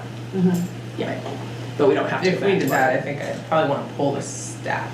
Yeah. Would you prefer to do that, or would you prefer to just keep it as is? Yeah, Definitely. yeah, yeah. I mean, either way, Fridays are low attendance days I was too. gonna say we're gonna have low attendance on that Friday Yeah. too. So it's Yeah. a trade-off. You're gonna have low attendance on the Veterans Day of a Monday, Tuesday, Wednesday, Thursday, or low Yeah. attendance on a Friday. Yeah. And does it alter? I talked to Terry, who's the Marcola superintendent, and he's like, oh yeah, we do a Veterans/Thanksgiving/recognition of everybody day, and I was like, well, we do our lunch today, like today, I was talking to him yesterday. And so they had turned that day into like a larger celebration thing, and I think having done if we were open for Veterans Day, and I have no stake, I'm move it or don't, I'm good either way. I enjoyed talking with students about it through the day and celebrating and like bringing the history forward. And if we were home, we could do that on a different day, right? But having done that once now, I think knowing a year ahead and saying like, okay, what could we do a really meaneful celebration? You could theme it different, maybe it wasn't Yeah. the same structure of a day. Maybe Yeah. it's not the same classroom structure, because it looks different on both sides, but you could have more, involvement of like the whole veteran situation. You Yeah. could- And then families are coming because it's Thanksgiving lunchtime And we did do some reach out, like through a couple staff members, they were reaching out to local veterans to see if coming in on that day made sense. They had already been kind of, because there's other events, if that wasn't, at least with that timing, wasn't a thing, but I think planned ahead could be something. I also had a teacher say like, can we do a field trip to the parade To a in parade. Veneta? Yeah, something like that. Like, I think there's different options, but I think pulling staff Okay. could work. Pull community too, Yeah. I think. And Why we'll not? get that data and say, okay, yeah. We do that schedule like in February or something, right? So, Yeah, we have time. before February, we'll Yeah. ask those questions, so. Yeah. Cool. I'm just writing, but you're welcome to move on to facilities planning and concern. I don't have, does anybody have anything? I don't know. No. Hey, basketball's coming up and games are happening soon, the concessions are like happy and, We put 5 new outlets in there and. well, they ran it right at the very end, didn't they? Yeah. Okay. Yeah, About the I think lights in it's, so, I even think those might get fixed. Randy at elementary, I'm not pointing at the elementary. Oh, yeah, they're So- outlets, right?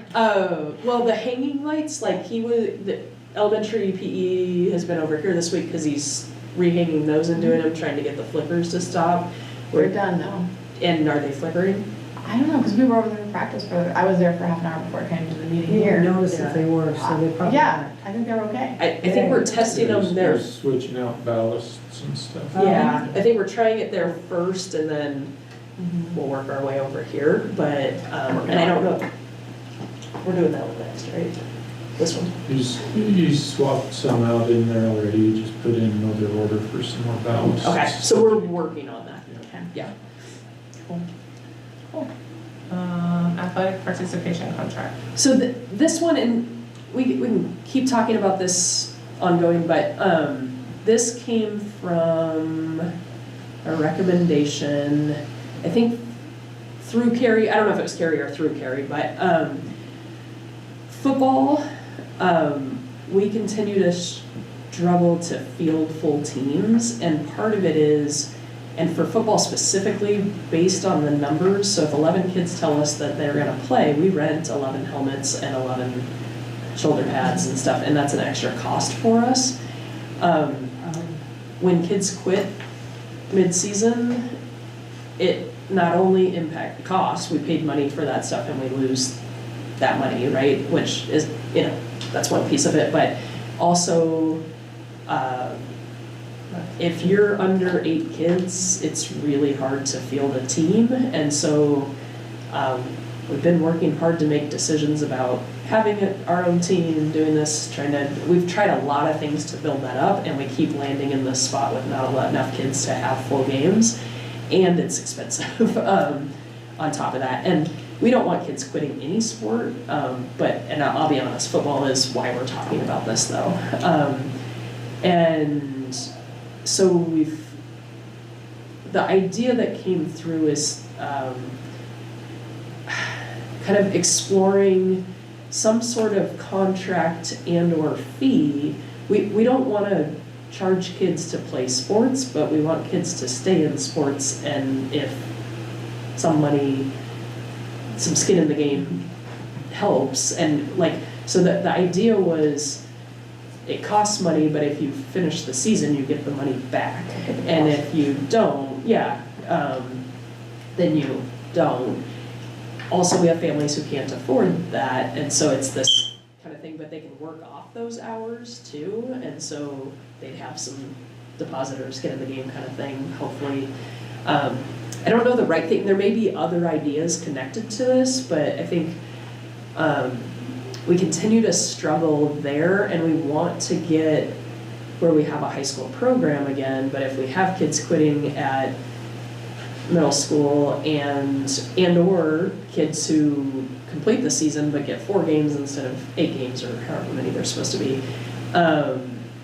They're not getting the experience to be as well prepared for high school and aren't as excited about the sport and those kind of things. So this came to us, I was like, anything with sports fees needs to go through the board. So I wanted to bring it to you all to say, like, what do you think, what's possible? Should we explore something like that? Does anybody have any other creative ideas around this? And kind of open the discussion. I like that it's a deposit and that you get your money back. I mean, I think there's something about maturation and commitment, and that's no joke. I mean, that's your whole life. So if you can learn that early, quitting is really kind of disappointing. It's like you letting your team down, you let your parents down, you're just letting yourself down. There's so many layers of why quitting should be. We should find a way around that, or help them understand that quitting won't get you nowhere in life. Well, and it's sad for the kids that put the effort in and aren't. Yeah, for real. And then their game gets canceled. Yeah. Yep. Yeah. Or they lose their whole season because there's not enough now. Yeah, and I like the idea of additional supports and mechanisms because every coach is trying to establish at the beginning of the season that, you know, once you commit, and like, but right now, you know, I think it's anything we can do to help kind of educate players ahead of time and families ahead of time about the importance of that commitment and what it really means. I'm in favor of trying to come up with creative solutions. So, and my favorite version, if we have to involve money, is something like the deposit, like you get it back, you know, but if you complete your season, because I like that we don't charge fees. Me too. But I also think that if money is a motivator, then I'm not, you know, like opposed to using it as a motivator as long as it's then rewarded. Well, and you can let parents know way ahead of time, you know, where they can Yes. plan. Yeah, sure. Is there like I don't know, repeat offenders that kind of do this in all different sports, or? No. I was gonna say like a strike system somehow, like you've done this 3 times now, like you don't get to play for another. I don't know. Yeah, I mean, honestly, well, maybe. I haven't thought about that. So there may be a kid or somewhere, but it's not that we're seeing I think football, if you haven't played before, I think we do a good job getting out there, and I think some kids don't like getting hit. Yeah, And it's harder than they expect. Yeah, I mean, that's a piece of it, and it's making me think, like, if I think about basketball especially, I mean, you know, it's a different kind of physical, but we're doing a lot in the spring and summer where you have a chance to try it out and decide, is that for you, and then make that decision. And we do optional practices for a couple weeks. Yeah. Well, not optional, but we do like trial, like Open gym Oh, tables. well, not even open gym, but like actual practice, but it's Figure out it's if come you and like check it it. out practice. Yeah. And then at this point, you have to commit to the season or not. Oh, at the middle school level? Yeah. Most of Yeah. them. And I think football, maybe we need to talk about that structure a little Yeah. more and lay it out and say, like, by this time, you're making this commitment. But it starts and earlier give than a year, then it makes it tough, and especially at the middle school level, you don't have that preseason Yeah. that you do for high school level. It might be something you have to check into in the spring too. And we do, I mean, that's where we get our commitments early on, but I think maybe a camp or Yeah. but then, in all honesty, until you're wearing pads and really hitting. No, you'd have to include gearing all the way up and Yeah. doing it, 'cause But then everyone you're get a good renting So you idea. gotta those rent earlier that, at least for anyway. a camp. Yeah, and it's not, I mean, ultimately. ultimately, you're spending it, Right. then, I don't Somewhere. think there's an But it's easy way with this, And but. for me, it's the equipment rental, and the cost to us is not, like, I know it matters, and I know it's Yeah. not, but like, Building a more program. important is the kids and team then down. learning Yeah. responsibility, and that if we needed to rent equipment to add a component of like exposure, you know, or something. And that responsibility of it, like, and like you could, like, if however you determine the financial availability or not, then, okay, then you're signed up for this many amount of work hours, and the parents need to understand that, and the kid's gonna be expected to do it, or however the case may be, because we're gonna face that. They can't foot the, whatever it is, 200, or I don't know what the cost is. Yeah, and we, if we go this route, we will need to come up with an amount, and so that'll be discussed too, so be thinking about. So What is has there ever been conversation about soccer? Is there any other kids interested in playing soccer rather than getting clobbered? We're, right now, because we're in a Co-op. co-op, Right. we haven't explored it specifically. We added cross-country this year, which gave an outlet. I think it's growing, and those are kids who had never, I don't think any of the kids who did cross-country ever have shown interest in football. So it's giving other avenues. I think if we can't sustain a football program, at some point we need to say, can we do it or not? Because each year fit and start and stop doesn't feel good, and it's like, well, are we ever Let gonna them have a go high play the school spot they're team? gonna- Yeah. And right now, are we signed up for football, how long are we signed up for with them?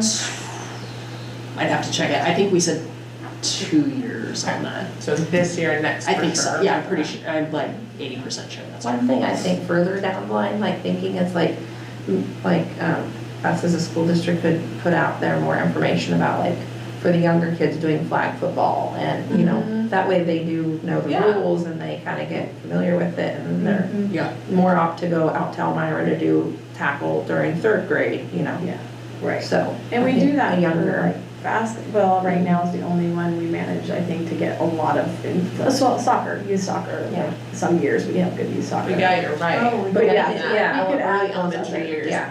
pushing more info to them to get Because we did, exposed. yeah, we did the flag football through the, like the kids, I don't know what it's through, but it's out in Springfield, and I had multiple parents come up to me and be like, how did you know to do it? And it's like, we just know somebody who coached it, and we were, you know, asked to be on the team, but yeah. But it was all the local kids around here, you know, so it was nice. Yeah. So like that other sports stuff that mostly Lou organizes, like that is an avenue to also include information about flag football and like volleyball and stuff like that, those other youth sport things, so, but like, he does not have time to go and collect all that information and distribute it, so if like, you know, if there's a good, like, here's a contact for this, here's the schedule for when the kids need to know that and families need to know, then we could just like put that in kind of the annual. I think the Boys and Girls Club would be good because they tried to do a football thing this year, but they did not get enough interest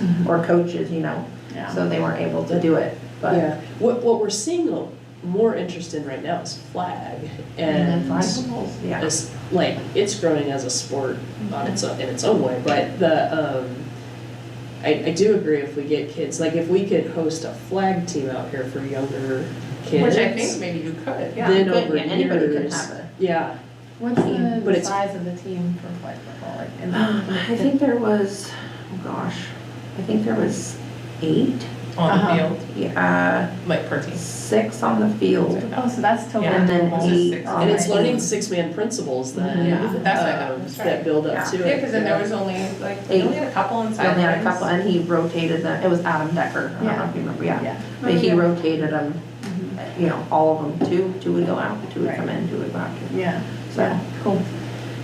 I mean, it was, you drive was like, to that's Springfield probably every Sunday. further than our Springfield. families, like that gets, but if Territorial is doing a flag, I don't know if I I don't heard, know. but the Boys and Girls Club were trying to do Is one trying to just do with in Florence. Florence, yeah. Okay, And I It know, was in Florence.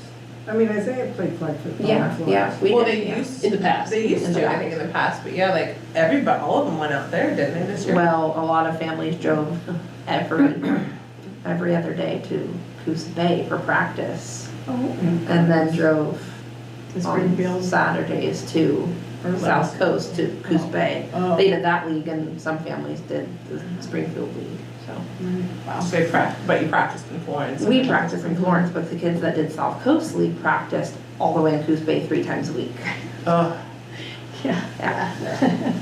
Well, if anybody wants to help put together a flag football team locally, those kind of, I mean, we But will maybe- support those efforts, and if But maybe a people first reach bring out would be those like leads. territorial. Yeah, Because And I- if they did that, then I don't it's a have- lot easier. sorry, I don't have direct contacts with territorial sports, so if anybody has a, I have a Something couple or- of, or when they the send their softball stuff ones are out. big parts of okay, of it, and they would at least know if they do it, yeah, or who that they wouldn't be heading it, they do other ones, but yeah. like basketball and. Because we have the basketball contacts, but nobody, not the. But I could ask Yeah, them, and I've like, never seen their stuff come out as like a, I know, and I wonder if they I'm on their don't, because they Facebook have the page, I third should look grade back and see, I didn't even. tackle football too, so I don't know if they might go out to Springfield, you know what I mean? If they Okay, wanted so to yeah, I'll go. ask them if they do it. yeah, but I do agree, we gotta start younger if we're gonna have success and keep kids. And, yeah, be thinking about, you know, I like the idea,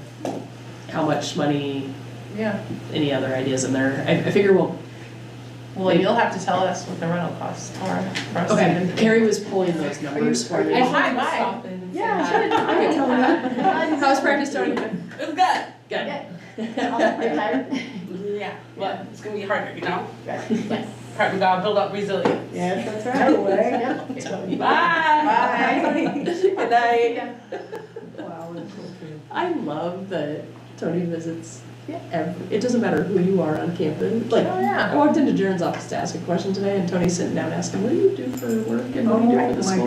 gosh. And asking, like, ask the best questions. So we went to Tony's little brother's birthday party and Oh. the food. Oh, I bet the food She was just kept amazing. huddling eating food, and I was like, we had to go, I had to go wrestling, and she's like, don't you have to leave early? I was like, no. No, no. like I I'll wanna be late stay. for wrestling. So I'm like, oh yeah, We'll miss our 5 next. tostadas later and 6 bowls of soup. She's a sweet lady. Oh, nice, yeah. Yeah, super. All right. Okay.